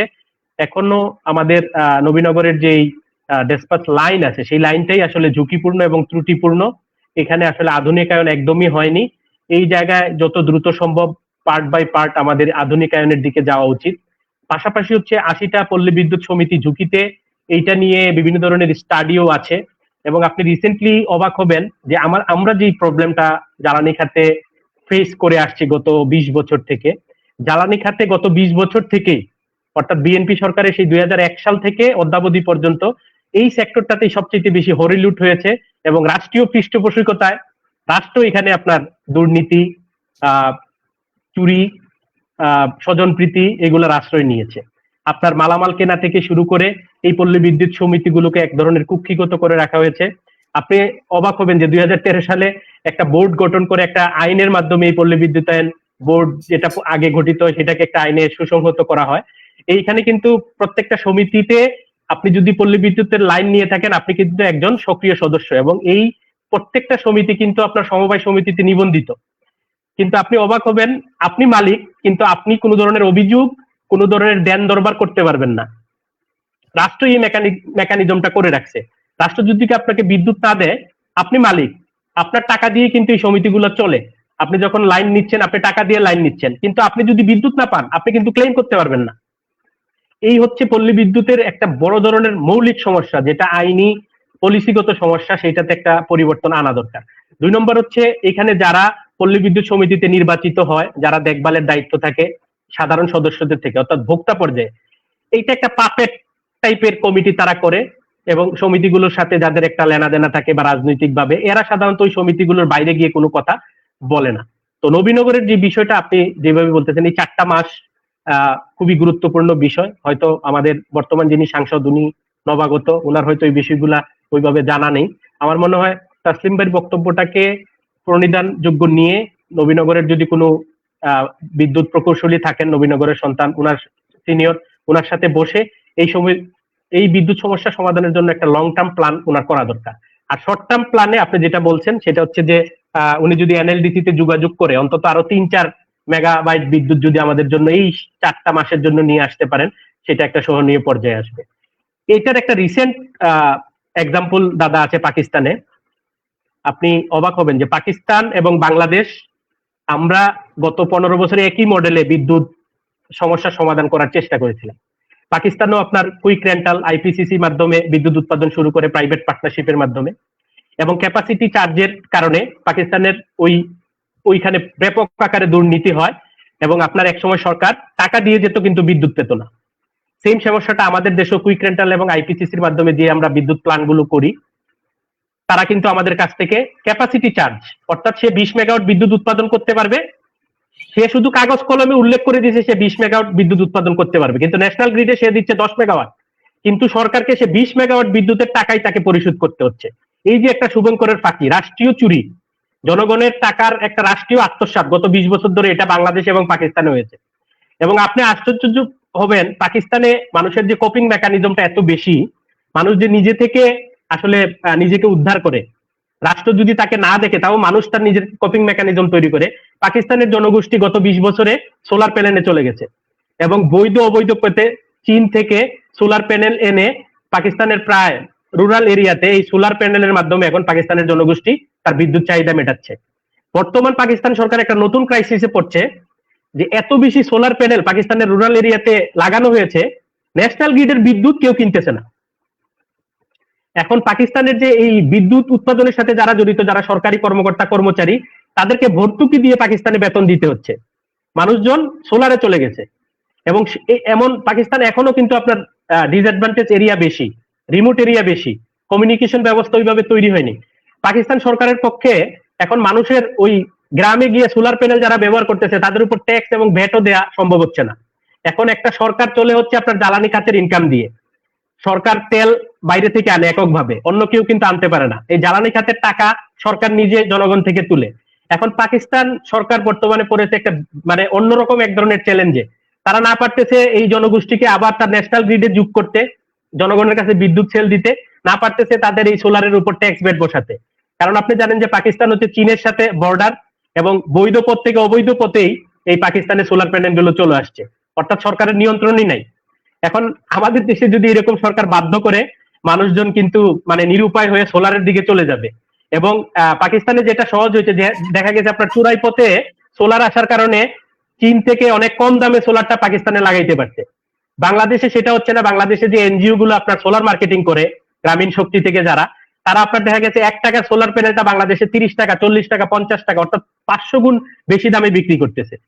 তো এই ব্যবসাটা আপনার চলে যাচ্ছে সরকারের বাইরে, আপনার যারা এনজিও বিজনেস করতেছে তাদের হাতে টাকাটা চলে যাচ্ছে। এই জন্য আপনি দেখবেন যে এখন বড় বড় এনজিও গুলো, ব্রাক, আশা, গ্রামীণ শক্তি, তারা সোলারে চলে যাচ্ছে, এবং সোলারকে তাদের মাইক্রো ফাইন্যান্সের অন্যতম একটা প্রোডাক্ট হিসেবে ধরে দিচ্ছে। অর্থাৎ আপনি দেখা গেছে আপনার টাকা নেই, আপনি 50,000 টাকা দিবেন, সে আপনাকে ওই 50,000 টাকা সোলারই দিচ্ছে, কিন্তু কাগজে কলমে দিচ্ছে ওই সোলারটা 2.5 লাখ টাকা। তো বাকি 2 লাখ টাকা আপনি কিভাবে দিবেন? বাকি 2 লাখ টাকা হচ্ছে আপনি ইন্টারেস্ট এবং কুইক মানে কিস্তিতে দিবেন। সে কিন্তু তার যে মূল ইনভেস্টমেন্ট সেটা প্রথম কিস্তিতেই নিয়ে নিচ্ছে, এবং বাকি 2 লাখ টাকা আপনার কাছ থেকে নিচ্ছে। তাহলে 50,000 টাকা সে কত টাকা প্রফিট করতেছে? যার কারণে দেখা গেছে এই নন গভর্নমেন্ট অর্গানাইজেশন গুলা সরকার থেকে যদি 5,000 কোটি টাকা ঋণ আনতেছে, সে 5 বছরে এটাকে 50,000 কোটি টাকা বানাচ্ছে। আর বাংলাদেশ সরকার যে টাকা ইনভেস্ট করতেছে 50,000 কোটি টাকা, ওইটা ডেপ্রিসিয়েশন কস্টে 0 হয়ে যাচ্ছে। অর্থাৎ সরকার যে জায়গায় ইনভেস্ট করতেছে সেই জায়গায় ধরা খাচ্ছে, ম্যানেজমেন্টের কারণে, লুটপাটের কারণে। এখন আচ্ছা, মান্নান ভাই যে কাজটা করতে পারেন, যে উনি হয়তো বিষয়টা জানেন না, আজকের এই বিষয়টা উনি যদি কনসিডারেশনে নেন, দ্রুত এটা যোগাযোগ করে এই ক্রাইসিস মুভমেন্টে আপনার সামনে যে আপনার কৃষি সিজনটা আসতেছে, সেই সিজনটাতে আপনার যাতে আমাদের যে ধান বা রবি শস্য প্রোডাকশনে যাতে কৃষকদের কোনো ধরনের হ্যাম্পার না হয়, মানুষের জনজীবন যাতে বিপর্যস্ত না হয়, অন্তত এই 11 MBর সাথে আরো 3-4 MB যোগ করা। পাশাপাশি হচ্ছে একটা লং টার্ম প্ল্যান নেওয়া। এটা তো একটা সাময়িক প্ল্যান, এটা আগামী বছর আবার সমস্যাটা হবে। তাসলিম ভাই যে কথাটা বললেন, আমাদের যে ঝুঁকিপূর্ণ বিদ্যুতের যে লাইনগুলো আছে গ্রামগুলোতে, এবং সাব স্টেশন যেটা নাই সেটা স্থাপন করা, আমাদের মিটার গুলোকে আরো উন্নত মানের মিটার করা, এবং এইটা সংসদে তোলা যে মিটার পল্লী বিদ্যুৎ কেন দেবে, আমি গ্রাহক, আমি ঠিক করবো আমি কোন মিটার কিনবো। না, কিন্তু এখানে প্রণাত ভাই, এখানে একজন দর্শক মানে তসলিম ভাই গ্রামের বাড়ি যেখানে বিদ্যাপুর, সেখান থেকে তিনি লিখেছেন যে তসলিম ভাই আপনি সাবস্টেশনের কথা বলছেন, কিন্তু আপনার এলাকা বিদ্যাকুটে তো সাবস্টেশন বহু আগে দেওয়া হয়েছে, কিন্তু গ্রামের বিদ্যুতের তো কোনো উন্নতি হচ্ছে না। মূলত আলোচনাটা আসলে আমাদের ওই জায়গাতে থাকা উচিত যে আমাদের যে আপনি যেটি বললেন যে 3 থেকে 4 মেগাওয়াটও যদি আমাদের মাননীয় সাংসদ তার ক্ষমতার বলে NLDC তে যুক্ত হয়ে যদি সাময়িক, আমি আপাতত সাময়িকই বলবো, কারণ সরকার যেখানে পুরো বাংলাদেশে বিদ্যুৎ দিতে পারছে না, সেখানে যার যার ক্ষমতা অনুযায়ী, যার যার পাওয়ার অনুযায়ী তার এলাকাতে বিদ্যুৎ কতটা টানতে পারবে, আমরা আপাতত ওই জায়গাটাতে থাকতে চাই। এবং সাবস্টেশন তৈরি করে বিভিন্ন ধরনের ওই যে পুরনো গাছপালা যেগুলির কথা বললেন, বিদ্যুতের খুঁটি মুটি নানান তার, এগুলো আমার মনে হয় সেকেন্ড অপশনে থাকুক। আমরা আগে বিদ্যুতের যেই মেগাওয়াটটা 22 মেগাওয়াট আমাদের চাহিদা, আমরা তো এই মুহূর্তে কোনোভাবেই 22 মেগাওয়াট পেতে পারি না, পাওয়ার সম্ভাবনা নাই।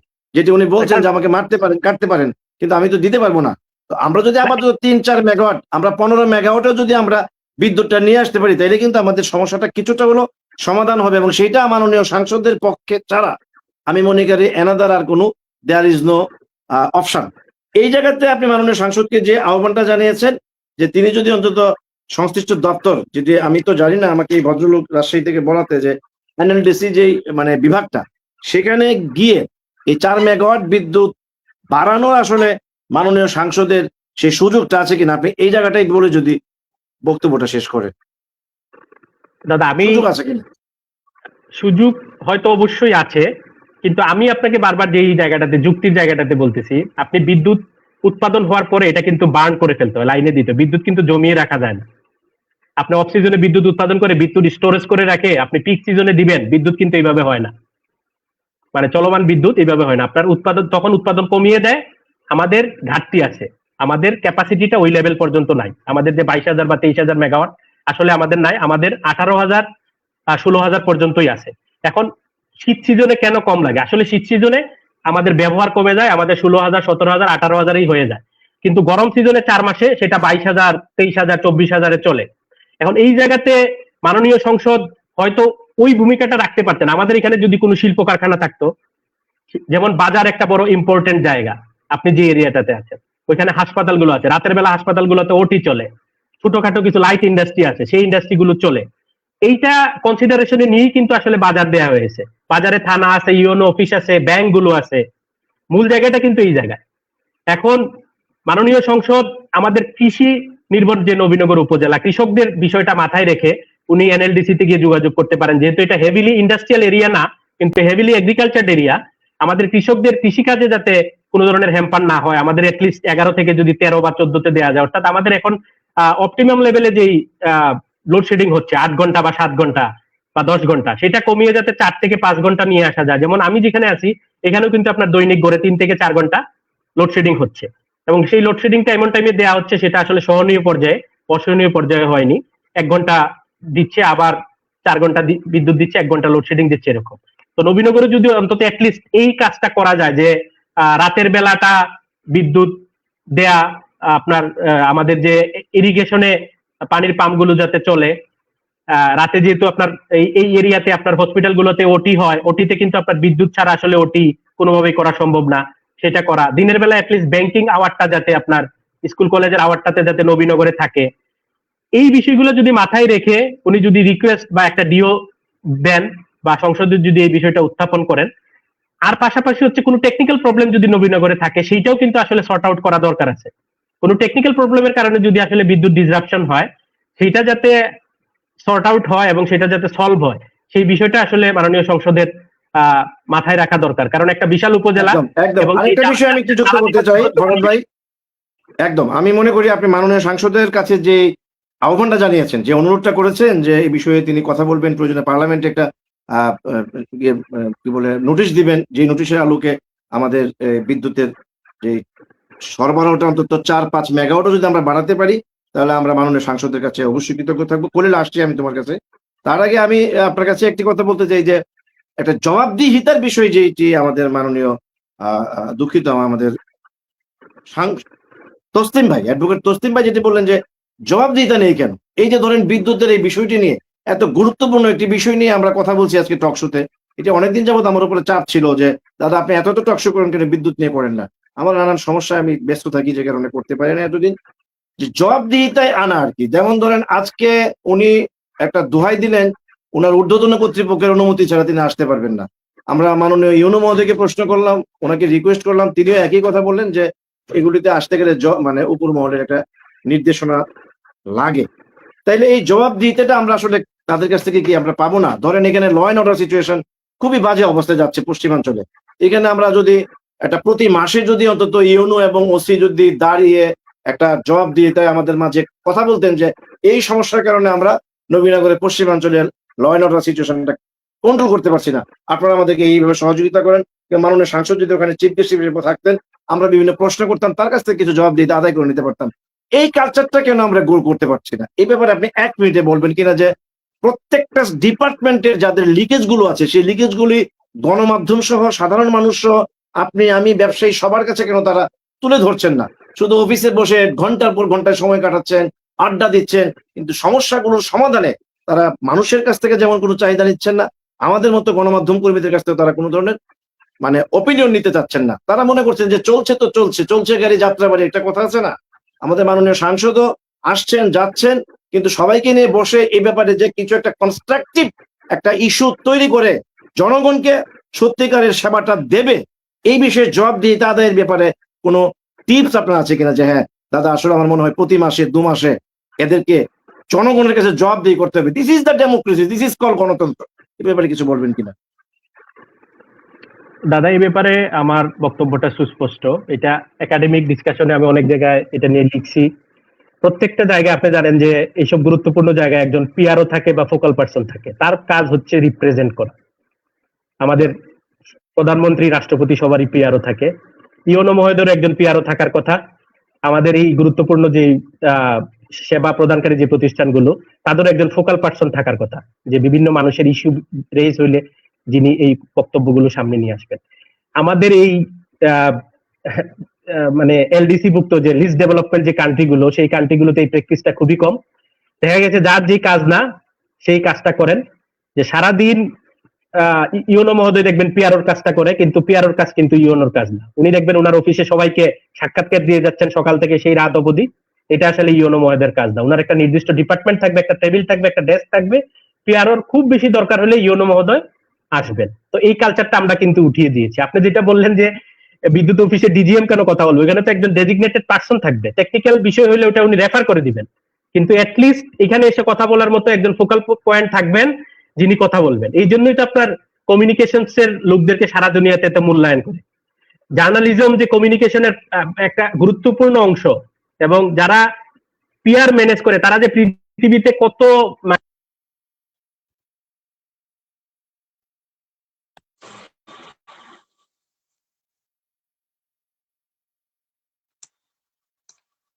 হ্যালো হ্যালো সম্ভবত নেটওয়ার্কের সমস্যা। যাই হোক, মানে খুব চমৎকার একটি আলোচনা হচ্ছিল প্রিয় দর্শক। আমরা আসলে জানতে চাচ্ছিলাম জবাবদিহিতাটা কেন আমরা আসলে পাচ্ছি না। আজকে বিদ্যুতের এত বড় একটি সমস্যা নিয়ে ডিজিএম মহোদয়কে যখন আমরা আমন্ত্রণ জানাই, তখন তিনি বলেন যে তিনি কথা বলতে পারবে না, ঊর্ধ্বতন কর্তৃপক্ষের নিষেধ আছে। এখন এই মুহূর্তে আমাদের ফরহাদ ভাই যে প্রস্তাবনাটা বা যে সুচিন্তিত মতামতটা দিচ্ছিলেন, যে প্রত্যেকটা ডিপার্টমেন্টে একজন পিআরও, পাবলিক রিলেশন অফিসার যে পোস্টটি থাকে, প্রত্যেকটা বড় বড় হোটেলও থাকে। আমার এক ভগ্নিপতি কোন একটা ইন্টারন্যাশনাল হোটেলের পিআরও, তো তিনি মূলত এই বিষয়গুলো নিয়ে কথা বলবেন। আজকে জবাবদিহিতা নেই বলে আজকে ডিজিএম এর উপরে কিন্তু একটা বড় ধরনের ইনসিডেন্ট হতে যাচ্ছিল, এবং তিনি কিন্তু আক্রান্ত হওয়া কথা ছিল। আজকে যেরকম একটি ভিডিও আমরা আজকে ফেসবুকে দেখেছি, মূলত দেয়ার ইজ নো ট্রান্সপারেন্সি, জবাবদিহিতা না থাকার কারণে কিন্তু আজকে একের পর এক ঘটনা ঘটছে। আমরা মাননীয় সাংসদকে পাচ্ছি না। আমি বারবার মাননীয় সাংসদকে আমি মানে অনুরোধ করতে চাই যে তিনি আসুন, আপনি প্রতিনিয়ত আসেন, প্রতি সপ্তাহে আসেন, কিন্তু আপনি কিন্তু আমাদের সঙ্গে একটু বসেন না। আমরা বারবার বলি যে মান্নান ভাই, আপনি আমাদের সঙ্গে একটু কথা বলেন, আমরা আপনার সঙ্গে কথা বলতে চাই, আমরা আমাদের সমস্যাগুলো আপনাকে তুলে ধরতে চাই। কারণ আমি বিশ্বাস করি যে মাননীয় এমপি মহোদয় যদি এখানকার এক্সিকিউটিভ চিফ, উপজেলা নির্বাহী কর্মকর্তা, এখানকার অফিসার ইনচার্জ, ওসি কিংবা ডিজিএম বা এই সমস্ত যারা, তাদেরকে নিয়ে যদি তিনি প্রায়ই বসেন, সেখানে গণমাধ্যম কর্মীদের করে রাখেন যে আমি এই মাসে এই সমস্যাগুলি আমার কাছে জনগণ দিয়েছে, এই সমস্যাগুলোর সমাধান আগামী সপ্তাহে কিংবা আগামী মাসে এসে আপনাদের কাছে আপডেট চাইবো, যদি এটার কোনো হেরফের হয় আমি কিন্তু ব্যবস্থা নেব। একজন এমপি কি পরিমাণ ক্ষমতা, সেটা আমি, আপনি, আমরা সবাই জানি। তো সেই বিষয়গুলো আমার মনে হয় 6 মাস চলে গেছে, মাননীয় সাংসদের একটি প্রি প্ল্যান নিয়ে আসলে আগানো উচিত। তিনি যদি এসে শুধু পলিটিক্যাল প্রোগ্রাম নিয়ে ব্যস্ত থাকেন, তাহলে আমি তাকে অনুরোধ করব যে মান্নান ভাই, আমরা গর্ব করে যে কথাটি বলি যে নবীনগরে দীর্ঘদিন পর একজন সজ্জন ভালো আমরা মাননীয় সাংসদ পেয়েছি, সেটির কিন্তু বাস্তবে প্রমাণ হচ্ছে আপনি সবাইকে নিয়ে অন্তত যে কাজটি আপনি যানজট মুক্ত করতে যে চমৎকার একটি উদ্যোগ নিয়েছেন, নবীনগরের বিদ্যুৎ, নবীনগরের ল অ্যান্ড অর্ডার সিচুয়েশন, এই সমস্ত বিষয় নিয়েও কিন্তু আপনাকে বসতে হবে। প্রিয় দর্শক, আমরা একটু আসতে চাই আরেকজন গণমাধ্যম কর্মী দীর্ঘক্ষণ যাবৎ বসে আছেন, খলিল পরদেশী। তিনি মাত্র 3-4 দিন আগেও জবাবদিহিতার এই বিদ্যুৎ কেন এই প্রবলেম আমাদের ক্রিয়েট হয়েছে, কেন বিদ্যুৎ বিল রিডাবল ডাবল হয়েছে, সেই বিষয়ে তিনি একটি লাইভও করেছেন। আমরা এবার তার কাছে জানতে চাইবো যে খলিল, আপনাকে স্বাগত জানিয়ে শুধু বলতে চাই, এই যে এত বড় লাইভ করলেন, এত কথা বললেন, তথ্য দিলেন, ডিজিএম কে জানালেন, কোনো রেজাল্ট পাইছেন কিনা, বিদ্যুৎ বিল কমার কোনো সম্ভাবনা আছে কিনা, বা বিদ্যুৎ একটু বাড়ায় পাইছেন কিনা এই যে লাইভটা করলেন? খলিল, দাদা আমাকে শুনতে পাচ্ছেন? হ্যাঁ হ্যাঁ, পরিষ্কার। আসসালামু আলাইকুম। নবীনগরের জনপ্রিয় গণমাধ্যম নবীনগরের কথার আজকের আলোচনা সভার আজকের আলোচনার বিষয় নবীনগরের বিদ্যুতের ভয়াবহ লোডশেডিং, অতিরিক্ত বিল কেন, এর প্রতিকার কি। প্রথমে আমি ধন্যবাদ জানাচ্ছি সঞ্চালক বাবু গৌরাঙ্গ দেবনাথ উপদাতাকে, আজকের সহ আলোচক অ্যাডভোকেট তসলিম ভাই, সহ আলোচক শাহিন রাজা টিটু ভাই, ফরহাদ রাজা ভাই সহ যারা আমাদের অনলাইনে দেখছেন সকলকে সালাম জানাচ্ছি, আসসালামু আলাইকুম। আজকে আমাদের যে ভয়াবহ সংকটের কারণটা তসলিম ভাই চমৎকারভাবে ব্যাখ্যা দিয়ে গেছেন, সঞ্চালক সাহেবও চমৎকারভাবে এটার একটি কিভাবে করা যায় সেই বিষয়ে তথ্য দিয়েছেন, ফরহাদ ভাইও দিয়েছেন। আমি এই বিষয়গুলোতে না যাই, আমি শুধু বিদ্যুৎ বিলটা কেন বেশি আসে সেই বিষয়টা নিয়ে স্টাডি করেছি, এই বিষয়টাতে আমি একটু আলোচনা করি। এখানে আমাদের বিদ্যুৎ বিলটা মূলত হিসাব করা হয় কিলোওয়াট ঘন্টায়। কিলোওয়াট ঘন্টায় হিসাব করতে গিয়ে আমরা জানি যত কম কিলোওয়াট ঘন্টায় বিদ্যুৎটা ব্যবহার করবে তত টাকা কম আসবে, তত বিল কম আসবে। যদি আমি মনে করি এখানে যে বিষয়টা 50 ইউনিটের কমে যদি কেউ বিদ্যুৎ ব্যবহার করে তাহলে তার বিল আসবে 5 টাকা 32 পয়সা। যদি 75 ইউনিট পর্যন্ত সে ব্যবহার করে তাহলে তার বিল আসে প্রতি ইউনিটে 6 টাকা 18 পয়সা।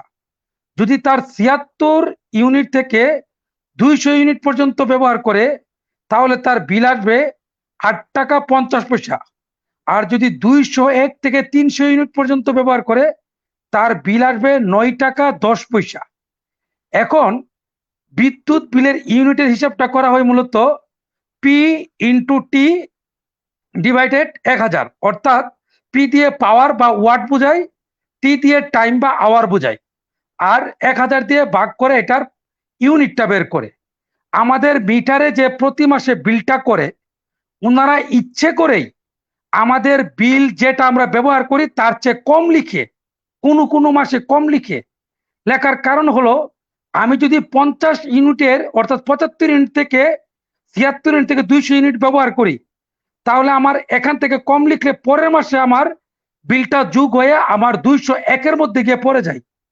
201 থেকে 300 ইউনিটে যদি আমাকে ফেলতে পারে ওনারা তাহলে 9 টাকা 10 পয়সা করে এরা প্রতি ইউনিটে নিতে পারে, যেখানে আমি 8 টাকা করে দেওয়ার কথা। আর যিনি 6 টাকা করে দেওয়ার কথা তারটা যদি 75-এর বেশি নিতে পারে, 76-এ ফেলতে পারে, তাহলে তারটা হয় যে 8 টাকা 50 পয়সা করে প্রতি ইউনিটে। ইচ্ছে করে বিলটা এরা কম লিখে আমাকে ওই অতিরিক্ত চাপে জরিমানার জায়গায় ওরা ইচ্ছে করে মিটারের বিলটা কম লিখে। আর এই মিটারের হিসাব নিকাশটা আমাদের মতো শিক্ষিত লোকেরাও অনেকাংশে বুঝি না, আর সাধারণ লোক তো বুঝার কথাই না। এরা এইভাবে মূলত গ্রাহকদেরকে ঠকিয়ে এখানে শুভঙ্করের ফাঁকি দিয়ে আমাদের পকেট থেকে টাকাগুলো নিয়ে যাচ্ছে। এখানে ডিজিএম সাহেব আপনার নিকট বলেছেন চাহিদার অর্ধেক তিনি বিদ্যুৎ পেয়েছেন, চমৎকার কথা বলেছেন, সত্য কথা বলেছেন। যেহেতু আমরা গ্রাহকরাও অর্ধেক বিদ্যুৎ পেয়েছি, আমরা গত মাসের তুলনায় এবং মাসের যে লোডশেডিং আমরা তুলনা করে দেখেছি সারাদিনে আমরা 8 ঘন্টা 10 ঘন্টা সর্বোচ্চ 12 ঘন্টা বিদ্যুৎ পেয়েছি। তাহলে আমাদের 12 ঘন্টা যদি বিদ্যুৎ পেয়ে থাকি তাহলে আমাদের বিলটা ডাবল হলো কেন? আমাদের বিলটা তো অর্ধেক হওয়ার কথা। হ্যাঁ, আমাদের বিলটা একটু বৃদ্ধি পাওয়ার কথা, যেহেতু সরকার আমাদের বিদ্যুৎ বিল বৃদ্ধি করেছে সামান্য। এটা আমাদের যেখানে 1200 টাকা আসার কথা 1500 হওয়ার কথা, 10% বৃদ্ধি করেছে বা 7%। এখানে তো 1200 টাকার জায়গায় 2400 টাকা হওয়ার কথা না, ডাবল হলো কেন? ডাবল হওয়ার এই একটাই কারণ আমি মনে করি ওনারা মিটারের বিলটা ইচ্ছে করে 1 মাসে কম নেয়, পরের মাস থেকে ওনারা 6 থেকে 7 মাস অতিরিক্ত ডিমান্ড দেখিয়ে আমাদের পকেটগুলো কেটে টাকাগুলো নিয়ে যাচ্ছে। আরেকটা দাদা, আমাদের মিটার ভাড়া প্রতি মাসে দেখবেন কারেন্টের বিলে একটা মিটার ভাড়া দেয় 10 টাকা। এই মিটার ভাড়াটা সম্পূর্ণভাবে নিষেধ করেছে। এটা কিন্তু এই বিদ্যুৎ বিভাগ কিন্তু এই মিটার ভাড়াটা না নেওয়ার বিষয়ে সিদ্ধান্ত নিয়েছেন, কিন্তু আমরা এই মাসেও দেখেছি আমাদের বিলের কাগজে মিটার ভাড়া আছে। মিটার ভাড়াটা মূলত কি?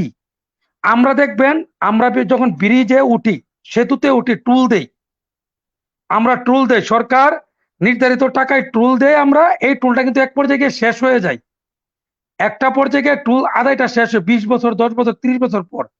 আমাদের মিটারে ওনারা সম্পূর্ণ টাকাটা নেই না, ওনাদের ভাষ্য মতে কিছু টাকা ওনারা এখানে রেখে দেয়, আমাদের মিটার থেকে কম নেই। মনে করেন প্রতিটা মিটারে সর্বোচ্চ হলে 1600 টাকা এরা কম নেই। এই 1600 টাকা ওনারা প্রতি মাসে 10 টাকা করে নেই ওনাদের ভাষ্য মতে। তাহলে 10 টাকা করে নিলে আমি তো 1 মাসে দিচ্ছি 10 টাকা, তাহলে 1 বছরে দিচ্ছি আমি 120 টাকা, তাহলে আমি 10 বছরে দিচ্ছি 1200 টাকা। তাহলে 12 থেকে 13 বছর পরে তো আমার মিটার ভাড়াটা শেষ হওয়ার কথা। আমার মিটার ভাড়া তো এটা শেষ হচ্ছে না, 10 টাকা করে চলছে তো চলছে। ওই যে বললেন চলছে গাড়ি চলছে গাড়ি যাত্রাবাড়ি, এইভাবেই কিন্তু আমাদের এই মিটার ভাড়া নামক 10 টাকা করে আপনি হিসাব করে নবীনগরের কতগুলো মিটার কত টাকা নিয়ে যাচ্ছে।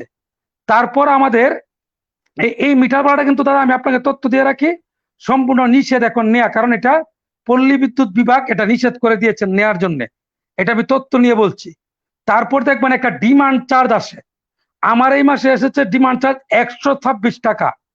এই ডিমান্ড চার্জটা কি? এই ডিমান্ড চার্জটা হলো ওনারা যে খুঁটি ব্যবহার করেন, ওনারা যে তার ব্যবহার করেন, রাত বিরাতে ওনাদের বিভিন্ন কাজ, যেহেতু এটা আমাদের জরুরি সেবা, সাথে সাথে আমাদেরকে বিদ্যুৎ দিতে হয়, ডিমান্ড তাদেরকে ফিল আপ করতে হয়।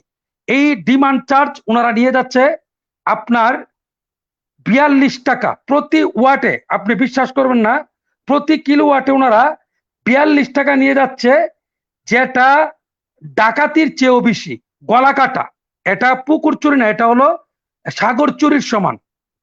সাগর চুরির সমান এই ডিমান্ড চার্জটা কোনোভাবেই এত হওয়ার কথা। আর যদি নিয়েই থাকে তাহলে আমাদের সেবাটা কোথায়? আপনার বাড়ি, আমার বাড়িতে, আমার এলাকায় যদি ট্রান্সমিটারের সমস্যা হয়, আপনার 1 থেকে 1.5 দিন লাগে ওনাদের দ্বারা এটা সমাধান করতে। শুধু সমাধান করতে সময় লাগে এমন না, ওনাদেরকে অতিরিক্ত টাকাও দিতে হয়। টাকা আগে জমা দিয়ে ট্রান্সমিটারের, তারপর আমার লুক আনতে হয়, ট্রান্সমিটার পরিবর্তন করতে হয়। তাহলে এমনটা আমার কেন করতে হবে? আমার নিকট থেকে ওনার ডিমান্ড চার্জ নিয়ে যাচ্ছে প্রতি মাসে। আমার সমস্যা এলাকায় হোক আর না হোক, আমার টাকা তাদের কাছে জমা হচ্ছে, তারা এই টাকা নিয়ে যাচ্ছে, কিন্তু আমাকে সেবাটা দিচ্ছে না।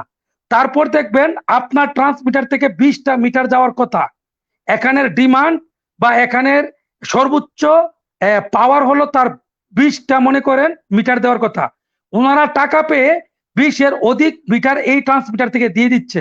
তখন ওভার পাওয়ারের জন্য ওই ট্রান্সমিটারের সমস্যা হচ্ছে। সমস্যা হওয়ার পর প্রতিটা ট্রান্সমিটার পাল্টাতে আমাদের যেগুলো এই মিটারের আওতায় 20 থেকে 30 জন গ্রাহক আছি, আমাদের নিকট থেকে 10 থেকে 15,000 টাকা ওনারা নিয়ে যাচ্ছে। আপনি ডিমান্ড চার্জ দিচ্ছেন, আপনি মিটার ভাড়া দিচ্ছেন, অতিরিক্ত আবার ট্রান্সমিটার পরিবর্তনের জন্য আপনি টাকা দিচ্ছেন। অর্থাৎ কাগজে কলমে ডাকাতি করছে আমাদের গ্রাহকদের নিকট থেকে। আমি যদি মনে করি, আমি যদি স্টাডি করে বলি, পল্লী বিদ্যুৎ বিভাগ কাগজে কলমে এদেশের জনগণকে আমাদের ব্রিটিশ আমলে নীল চাষিদের নিকট থেকে যেভাবে ব্রিটিশরা শাসন করেছে, আমার বাড়িতে লাউ গাছ, আমার খাটিতে মাছ, আমার পুকুরের মাছ জমিদাররা নিয়েছে, ঠিক এইভাবে এরা জমিদারদের মতো আমাদেরকে এই পল্লী বিদ্যুৎ বিভাগ ভুগাচ্ছে, শাসন করছে, আমাদের পকেট খালি করছে। সরকারের অবশ্যই এই বিষয়গুলো খেয়াল করা উচিত। আবার দেখবেন আপনি যদি একদিন লেট করেন, পরে আপনার জরিমানা আসে 1 থেকে 150 টাকা। আপনি 1 থেকে 150 টাকা কেন নিবেন? আমি আমার বিদ্যুৎ বিল আমার নির্ধারিত তারিখে দিতে না পারলে পরের দিন যদি আমি দিতে পারি, তাহলে 4 থেকে 5 টাকা জরিমানা হবে। 10 দিন পরে দিলে আমার 30 টাকা হবে। আমার দিন মাফিক হওয়ার কথা, আমি একদিন পরে দিলে কেন আমার 130 টাকা জরিমানা দিতে হবে? এটা দেশের কোন আইনে পড়েছে? কোন আইনে এই ট্যাক্স, এই অতিরিক্ত টাকা নিচ্ছে? এই বিষয়ে কেউ কথা বলছে না। এই জন্য এই আমাদের এই অতিরিক্ত টাকাগুলো যাচ্ছে। আর ডিজিএম সাহেব যে আজকে সমস্যার সম্মুখীন হয়েছে, গত কয়েকদিন আগে একজন উচ্চ পদস্থ, যিনি অতিরিক্ত ডিসির সমমর্যাদা, নবীনের একজন কৃতি সন্তান, আমাকে বলতেছে যে তোমরা কি ছোট ভাই পল্লী বিদ্যুৎ থেকে প্রতি মাসে সাংবাদিকরা খাম পাও? তখন আমি বললাম কেন? খাম না পাইলে ডিজিএম এর হাত পা ঠিক থাকে কিভাবে? অথবা ডিজিএম নবীনগরে অবস্থান করে কিভাবে? তুমি তো হাত পাও ভাঙবা না, তুমি তাকে নবীনগর থেকে বদলি করার জন্য বা প্রত্যাহারের জন্য তোমার লেখনির মাধ্যমে তুমি আবেদন করবে। আর জনগণ তো তার হাত পা ভেঙে ফেলার কথা। নবীনগরের মানুষ শান্তিপ্রিয়, নবীনগরের সাংবাদিকরা কি বলে অতিথি পরায়ণ বা হসপিটালিটি পরায়ণ। তাহলে আমি যদি বলি আমাদের হসপিটালিটি বেশি আমাদের মধ্যে, আমাদের নবীনগরের মানুষের মধ্যে, এজন্য নবীনগরে যারা আসে তারা নবীনগর ছেড়ে যেতে চায় না। নবীনগরে সবকিছুর দাম বেশি, তারপরে নবীনগর থাকে, কারণ নবীনগরে অতিরিক্ত ঘুষের টাকাও বেশি, অতিরিক্ত টাকাও বেশি। আপনি আপনার বাড়ির একটা মিটার আনতে যান, আপনি সাংবাদিক হয়েও সঠিক পথে আনতে আপনার 4 মাস সময় লাগবে। আপনি দালাল ধরেন, 1 সপ্তাহের ভিতরে আপনার বাড়িতে মিটার লাগবে। দালাল ধরেন, আপনি যে কোনো অবৈধ কাজ বৈধ করতে পারবেন। এটা হলো নবীনগরের পল্লী বিদ্যুতের অবস্থা। ডিজিএম সাহেব কোনোভাবেই কোনো যুক্তিতেই নবীনগরে থাকার অধিকার রাখে না। উনারা আপনাকে যে যুক্তিটা দেখিয়েছেন, আমি মনে করি এটা আকুল্লা মুসলা, গ্রাম্য ভাষায় আকুল্লা মুসলা। আগে বলতো 33 কেবিতে সমস্যা, বিদ্যুতের সমস্যা হলে, এখন বলতেছে ডিমান্ডের সমস্যা। উনার চাহিদা এতটুকু, উনার পাচ্ছে এতটুকু। আমি এটাও বিশ্বাস করতে চাই না, উনারা মূলত আমাদেরকে এই তথ্যগুলো দেয়।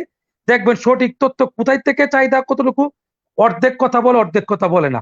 আপনাকে আমাদের এক ভাই যে রাজশাহী থেকে তথ্যটা দিয়েছে, এটা একটা যুক্তিসঙ্গত তথ্য, ইনফরমেশন। এই সংশ্লিষ্ট সংস্থায় যদি আমাদের নবীনগরের জাতীয় সংসদ সদস্য যোগাযোগ করতে পারেন, 4 থেকে 5 ইউনিট বৃদ্ধি করতে পারেন, তাহলে পরে হয়তোবা এই ভয়াবহ বিদ্যুৎ বিদ্যুৎ লোডশেডিং থেকে আমরা রক্ষা পাবো বলে আমরা আশা করি। আমরা চাই না আমাদের নবীনগরের অফিসাররা সমস্যার সম্মুখীন হোক। লোকজন যদি খেপে যায়, আমরা আবারও বলি, যদি জনগণ খেপে যায়, এই জনরোষ ঠেকানোর মতো কোনো শক্তি কিন্তু সরকারেরও নেই। এটা মাথায় রাখতে হবে। দেশের সরকারকেও কিন্তু পতন করতে পারে জনরোষ, এটা মনে রাখতে হবে। এটা যুগে যুগে হয়েছে। বাঙালি খুব আবেগপ্রবণ মানুষ, যদি খেপে যায়, যদি উল্টিয়ে যায়, যদি গণেশ উল্টে যায়, তখন কিন্তু ডিজিএম কে চিনবে না। এর জন্য নবীনগরের বিদ্যুতের যে সমস্যা এবং বিদ্যুৎ বিলের যে অস্বাভাবিক বৃদ্ধি এবং সাগর চুরি, এগুলো বন্ধ করতে হবে। আর যে যে সমস্যাগুলো বলেছি, ডিমান্ড চার্জ, মিটার ভাড়া, এবং আমাদের অতিরিক্ত যে সুদ সহ জরিমানা সহ যে টাকা দেয়, এগুলোর বিষয়ে যেন প্রয়োজনীয় ব্যবস্থা নেন। প্রয়োজনীয় ব্যবস্থা নেওয়ার জন্য সংসদে কথা বলতে হবে আমাদের স্থানীয় সংসদ সদস্যকে।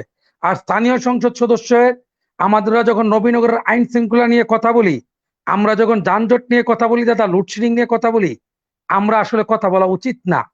কেন উচিত না? আমাদের নবীনগরে কথা বলার মতো কিন্তু একটা প্ল্যাটফর্ম আছে, আইন শৃঙ্খলার কমিটি আছে। আইন শৃঙ্খলা কমিটিতে যারা আছে তারা তৈলমর্দন করে, তারা সঠিক তথ্যটা সঠিকভাবে দেয় না। ওই কমিটিতে দেখবেন কেউ একজন কমিটির শেষে, কেউ কোনোদিন পোস্ট হিসেবে, কেউ কোনোদিন নিউজ হিসেবে ওইখানে কি সিদ্ধান্ত হয়েছে, কি দাবি দেওয়া হয়েছে, কোনোদিন সামাজিক যোগাযোগ মাধ্যমে বা নিউজ করতে দেখেছেন? কোথাও কোনো প্রতিবেদন দেখেছেন? আমরা বেহায়ার মতো শৃঙ্খলা কমিটির মিটিং হয়েছে, আমরা প্রতিবেদন করি, সংবাদ প্রকাশ করি। আমরা প্রকাশ করা উচিত না, কারণ আমরা ভিতরের খবর জানি না। আমি একজন সাংবাদিককে প্রশ্ন করে নিতে হয় যে ভিতরে কি আলোচনা হয়েছে। আরে ভাই, আমরা থাকলাম না, আপনারা তো নবীনগরবাসীকে জানাবেন শৃঙ্খলা কমিটিতে কি কি সিদ্ধান্ত হয়েছে, কি কি আলোচনা হয়েছে, কি কি অভিযোগ এসেছে। আপনারা তো কোনো কিছু প্রকাশ করেন না।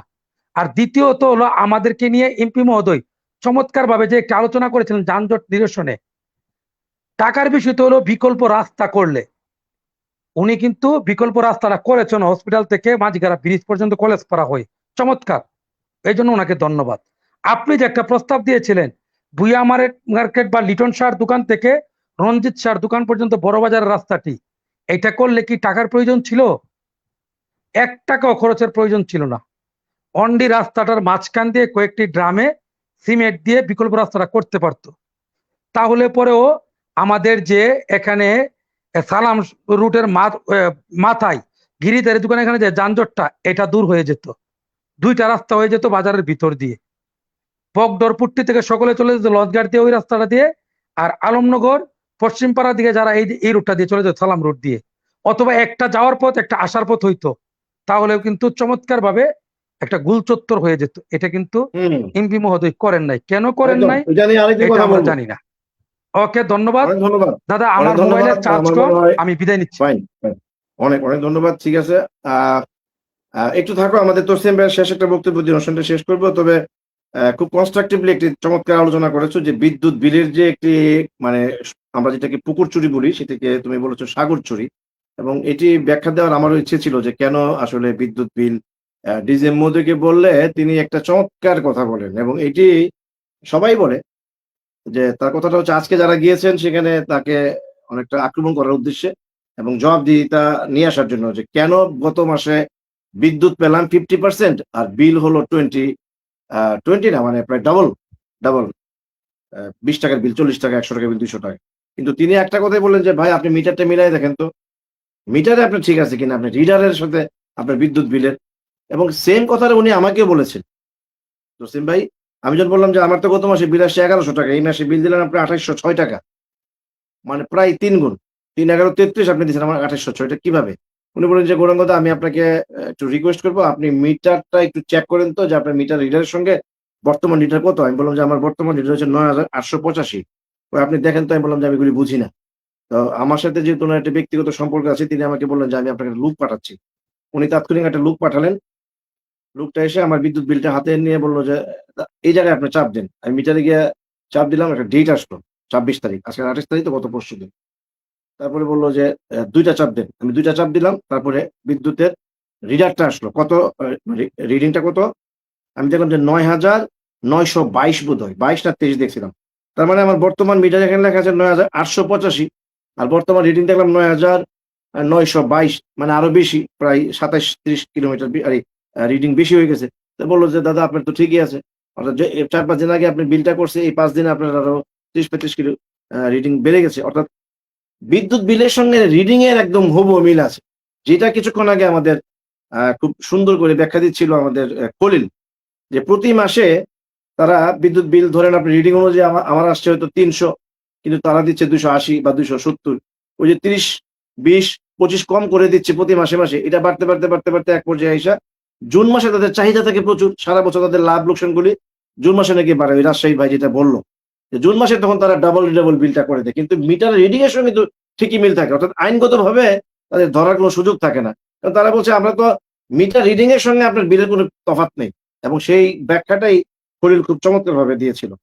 তো আমরা আসলে এই পুরো বিষয়টা নিয়ে আপনার সঙ্গে একটু শেষ কথাটা বলবো যে আমরা মাননীয় সাংসদের কাছে একটা দাবি জানিয়েছি যে আমরা যে বিদ্যুতের বিখ্যাত যে শব্দটা NLDC, এই শব্দটি আজকে নতুন জানলাম। এখান থেকে সারা দেশে বিদ্যুৎটা বন্টন করা হয়। মানে আমরা, তসলিম ভাই আপনি জানেন যে গ্রাম দেশে একটা কথা আছে যে কানা সাইকি তার 2টা চোখ। কানা টেয়া পয়সা বা বাড়ি গাড়ি সুন্দর নারী এগুলি চায় না, কানা চায় 2টা চোখ, সে ভালো দেখতে পারলে হয়। আমার দরকার হচ্ছে লোডশেডিং মুক্ত এবং বিদ্যুৎ বিলটা কম। এবং সেটা কিভাবে আসবে, জিএম সাহেব কিভাবে দিবে, সেক্ষেত্রে যেহেতু একটা মোটামুটি অপশন পাওয়া গেছে যে ইচ্ছা করলে এমপি সাহেব ওই NLDC তে যোগাযোগ করে আমাদের 4-5 মেগাওয়াট যদি বাড়াইতে পারে, তাহলে কিন্তু আমাদের, যেহেতু এখন একটা একদম পিক আওয়ার, গরম, প্রচন্ড গরম, মানুষ ত্যাক্ত বিরক্ত হয়ে যাচ্ছে, সেই সময়টায় মাননীয় এমপি মহোদয় অবশ্যই সেটা ইচ্ছা করলে করতে পারেন। সেই আলোকে আপনি যদি সমাপনী একটা বক্তব্য মাননীয় এমপি মহোদয়কে রিকোয়েস্ট করে যে তিনি 3টা বার্নিং ইস্যু নিয়ে, একটা বার্নিং ইস্যু নিয়ে তিনি কাজ করেছেন, চমৎকার, তার একটি প্রশংসা হচ্ছে। একটু আগে খলিল বলছিল যে যানজট মুক্ত যে সমস্ত প্রপোজাল গুলি নেওয়া হয়েছিল, একটা প্রপোজাল অলরেডি বাস্তবায়ন হয়ে গেছে। আমাদের পেছন দিক থেকে আমরা যে একটা রাস্তা পেয়ে গেছি, আর 2টা রাস্তা হয়তো হয়ে যাবে। নতুন ইউনো আসছে, আগে ইউনো চলে গেছেন, তিনি আরেকবার বসলেই সেটি সমাধান হয়ে যাবে। বাট আইন শৃঙ্খলা এবং বিদ্যুৎ, এই 2টা নিয়ে মাননীয় সাংসদকে এগিয়ে আসতে হবে। সেই বিষয়ে আজকের যে বিষয়বস্তু, যে নবীনগরের এই ভয়াবহ লোডশেডিং এবং অতিরিক্ত বিদ্যুৎ বিল কেন আমাদেরকে দিতে হচ্ছে, এর প্রতিকার কি, প্রতিকারটা মাননীয় সাংসদকে আমাদের মাঝে তুলে ধরতে হবে। সেই বিষয়ে যদি আপনি আপনার সমাপনী বক্তব্য রাখেন, জনাব অ্যাডভোকেট জাকারিয়া শওকত তসলিম। ধন্যবাদ অপু। আমি আসলে মনোযোগের সহিত কথা শুনছিলাম যে খলিলুর রহমান অত্যন্ত সুন্দরভাবে মিটারের বিশ্লেষণটা প্রকৃতভাবে যেটা সঠিক সে ওইটাই তুলে ধরেছে। কারণ 12 মাসের মধ্যে 6 মাস অন্তর অন্তর একটা বিল নেওয়া হয়। আজকে যেমন জুন মাসের শেষ হচ্ছে, অধিকাংশ বিদ্যুৎ লাইন কেটে দেওয়া হচ্ছে। বিদ্যুৎ বিল যেমন আজকে ওই যে তারা করে কি, প্রতি মাসেই একটা আনুমানিক বিদ্যুৎ বিল পাঠায় দেয়, কিন্তু জুন মাসে এসে করে কি, ওই এটা আমাকে আপনাকে অর্থাৎ গ্রাহককে খুশি রাখার জন্য আপনার মিটারে যে চার্জ আছে তার চাইতে 100-200 টাকা কম করে করে আপনাকে বিদ্যুৎ বিলটা পাঠায়। কিন্তু এই টাকাটা হিসাব জুন মাসে তারা হাতে রাখা দেওয়ার সুযোগ নাই, ওই আপনাকে একটা পেনাল্টিতে ফেলার জন্য। যেটা খলিল বলেছে সুন্দরভাবে, যে আমাদের উপরে একটা গ্রাহকের উপর চাপের ফেলার জন্য আমাদের উপরে ইন্টারেস্ট চাপায় দেয়। ওই তখন আইসা আমাদের কাছে একসাথে বিদ্যুৎ বিল বেশি আসে, তখন আমরা গিয়ে বলি যে আমার তো ওই যে আপনি যেটা বললেন যে আমি 1100 টাকা, এই মাসে 2800 কেন? তখন আমার মিটারের রিডিংটা তারা হাতে রেখে দিছিল, সে টোটাল রিডিংটা এখন ধরে দিছে আমার কাছে। আবার যেমন নভেম্বর ডিসেম্বরে কম আসে তখন আরো কম দিতে থাকে, এই লাস্টে এসে এই চাপটা হয়। তো যাই হোক, এটা কিছু না, আমরা আসলে মোটামুটি আলোচনায় কনক্লুশন আসছি যে নবীনগরে আমাদের সমস্যাটা কি, নবীনগরে আমাদের চাটুকার সবচেয়ে বেশি, অন্যের চাটুকারিতা করে বেশি। নবীনগরের জনপ্রতিনিধিদের যদি ভালো কাজ করে তার কথা বলি না, কিন্তু একজন সরকারি কর্মকর্তা এখানে 1 বছরের জন্য উনি আসেন, উনার প্রতি চাটুকারিতা, উনি বদলি হইয়া কোথায় গেছেন, ওনার জন্মদিনটা কবে, ওনার বাচ্চার জন্মদিন কবে, ওনার ওয়াইফের কোথায় গান গাইতেছে, এগুলো সুন্দর করে উঠায় উঠায়, মানে এই চাটুকারিতা তুষণ নীতি এই নবীনগরের এই যে এত মনে করে যে আমরা ব্রিটিশ আমলে যেরকম চাটুকারিতা করতে এক শ্রেণীর লোক, সে অবস্থা থেকে কাটায় উঠতে পারি না। আপনার কি দরকার পড়ছে, উনি তো সার্ভেন্ট, পাবলিক সার্ভেন্ট, সে আমার এখানে সার্ভিস দিতে আসছে, কাজ করবে, তার ওয়াইফের কাপড়টা সুন্দর, চলাটা সুন্দর, তার বাচ্চাটা হাসিটা সুন্দর, উনি খুব সুন্দর গান গাইতে পারে, এইসব তার এত চাটুকারিতা কেন? এমপি সাহেব আমার স্থানীয় এলাকার লোক, আমার জনপ্রতিনিধি, তাকে ভোট দিচ্ছেন, উপজেলা চেয়ারম্যান সাহেব স্থানীয় এলাকার লোক, সে এলাকার গালিও শুনে, সে এলাকার রৌদ্র বৃষ্টি ভেজা রাস্তার কাজ করে, জনগণের কথা শুনে, আবার আপনার বাড়ি পাস করলেও সে এমপি, ফেল করলেও এমপি, পাস করলেও চেয়ারম্যান, ফেল করলেও চেয়ারম্যান, তার জন্মদিনটা বলেন না, মানে তার কাছে আর ক্ষমতা নাই। কিন্তু সে তো আপনার প্রতি গ্রামে গ্রামে গিয়ে আপনার সুখ দুঃখ খালায়াকে আপনার ছোটায় নিয়ে আসা, ইউনূস সাহেবের কাছে সুপারিশ করা, জেলা প্রশাসকের কাছে সুপারিশ করা, এই কাজগুলো করতো। আজ থেকে আমি মনে করি নবীনগরের চাটুকারিতা বন্ধ করেন, এই চাটুকারদেরকে আগে চিহ্নিত করেন, তাহলে নবীনগরের অনেক কাজ হয়ে যাবে, তাহলে এমপি সাহেব কাজ করতে পারবে, উপজেলা চেয়ারম্যান সাহেব নির্বাচিত হলে উনি কাজ করতে পারবে। যে উপজেলা চেয়ারম্যান সাহেব চলে গেছেন, ভালো কাজ করছে, ওনার সামনে একটু বলেন, যে চেয়ারম্যান সাহেব আছেন ভালো কাজগুলো একটু বলেন না। ইউনূস সাহেব ওই 7 সমুদ্র 13 নদীর পার চলে গেছে, বা একজন এডিসি সাহেব 13 নদীর পার চলে গেছে, নবীনগরটা বদলে নীলফামারী, উনার খুব বাসার কি সমস্যা, আবার ওই কক্সবাজারে ইউনূস সাহেবের কি সমস্যা, নবীনগর বসে বসে লেখে। কাজ যাই হোক, সাবজেক্টটা ওইটা না, কিন্তু চাটুকারিতার কারণে খলিল বললো, এই কারণে একটু দিলাম যে চাটুকারিতা বন্ধ করে সঠিক অবস্থায় আসেন, এমপি সাহেবের কাছে জিনিস তুলে ধরেন। উনি তো দুষে গুণে বেড়ে ওঠা মানুষ, কিন্তু আগেকার এমপি সাহেবরা দেখেন, তারা কিন্তু 20 তলাতে বসা ছিল, বড় বড় আপনার শিল্প কারখানার মালিক, অনেকে হাজার হাজার কোটি টাকার মালিক। আমাদের এই এমপি সাহেব কিন্তু আপনার আমার সাথে গড়ে ওঠা মানুষ, ওনার সাথে আমার প্রায় 40-42 বছরের সম্পর্ক, ওনাকে শ্রদ্ধা করি, একসাথে আমরা এক প্লেটে খেয়ে অভ্যস্ত। সে কিন্তু ঘুরে ঢাকায় কাজ না থাকলে ঘুরে নবীনগরে চলে আসবে। সংসদ এখন অধিবেশন চলছে, হ্যাঁ, এখন যে কাজটা এমপি সাহেবের, এই কাজটা আপনি গৌরাঙ্গ দেবনাথ অপু ধরাই দিতে পারবেন, করতে পারবেন না। আমি জাকারিয়া শওকত তসলিমা আপনার আইনের কথা কয়ে যে নবীনগরের কোনো সমস্যায় পড়েন, কোর্টে কোনো মামলা পেন্ডিং থাকে, আমি সেইটার জন্য চেষ্টা করতে পারবো সুপ্রিম কোর্টে, কিন্তু সংসদের কাজটা মাননীয় আইন আপনার খনিজ সম্পদ মন্ত্রী, বিদ্যুৎ মন্ত্রী ইকবাল হাসান মোহাম্মদ টুকু সাহেবকে কোন জায়গায় বলতে হবে, এটা একমাত্র এমপি সাহেব। ওখানে এখন অধিবেশন চলছে, ওখানে বসেই উনি কিন্তু আপনার এই অধিবেশনের ব্রেক যখন হয় বা লাঞ্চ পিরিয়ড যখন হয়, ওই টাইমে কথা বলে গিয়ে এই জিনিসটা ওনাকে বলতে পারে। আর আরেকটা জিনিস সরাসরি জাতীয় সংসদে, যে আমার নবীনগর একটি বৃহৎ এলাকা, আমার এইখানকার এই সমস্যা, আমার এসিআর এর সমস্যা, আমার বিদ্যুৎ লাইনের সমস্যা, আমার জাতীয় গ্রিড লাইনের সাথে আমার যে আপনার লাইন রয়েছে, পৌরাণিক ব্যবস্থা রয়ে গেছে এখন পর্যন্ত, যে আপনার 70 বছরের আগের যে পৌরাণিক ব্যবস্থা, পৌরাণিক তার, পৌরাণিক খুঁটি, এইগুলাকে যদি বদলায় না দেওয়া হয়, তাহলে আমাদের স্থানীয় জনগণ আমার উপর যে চড়াই হচ্ছে, তাহলে আমি কিন্তু আর জনগণের সামনে যাইতে পারবো না। এটা উনি জাতীয় সংসদে তুলে ধরতে পারেন। কাজে এনএলডিসি সহ উনি দৌড়াদৌড়ি করার দরকার নাই, মন্ত্রী সাহেবের সাথে উনি দেখা করবেন। এটা তো মাননীয় এমপি আমরা ভোট দিয়ে বানাইছি, উনি অন্যান্যদের কার্যক্রম দেখছেন, অন্যরা কি বলতেছে সেটাও শুনতেছেন।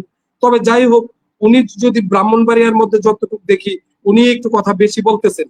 কাজী আমরা যে জিনিসটা আজকে তুলে ধরছি, আমাদের গুলো অনেক সময় নোট নেয়, তবে জাতীয় সংসদে আমাদের বিদ্যুৎ ব্যবস্থার কথা, সারা দেশে লোডশেডিং চলছে, আরএবির আজকে নিম্নমানের কেনাকাটার কারণে আমাদের গ্রাহকের উপর চাপ পড়তেছে।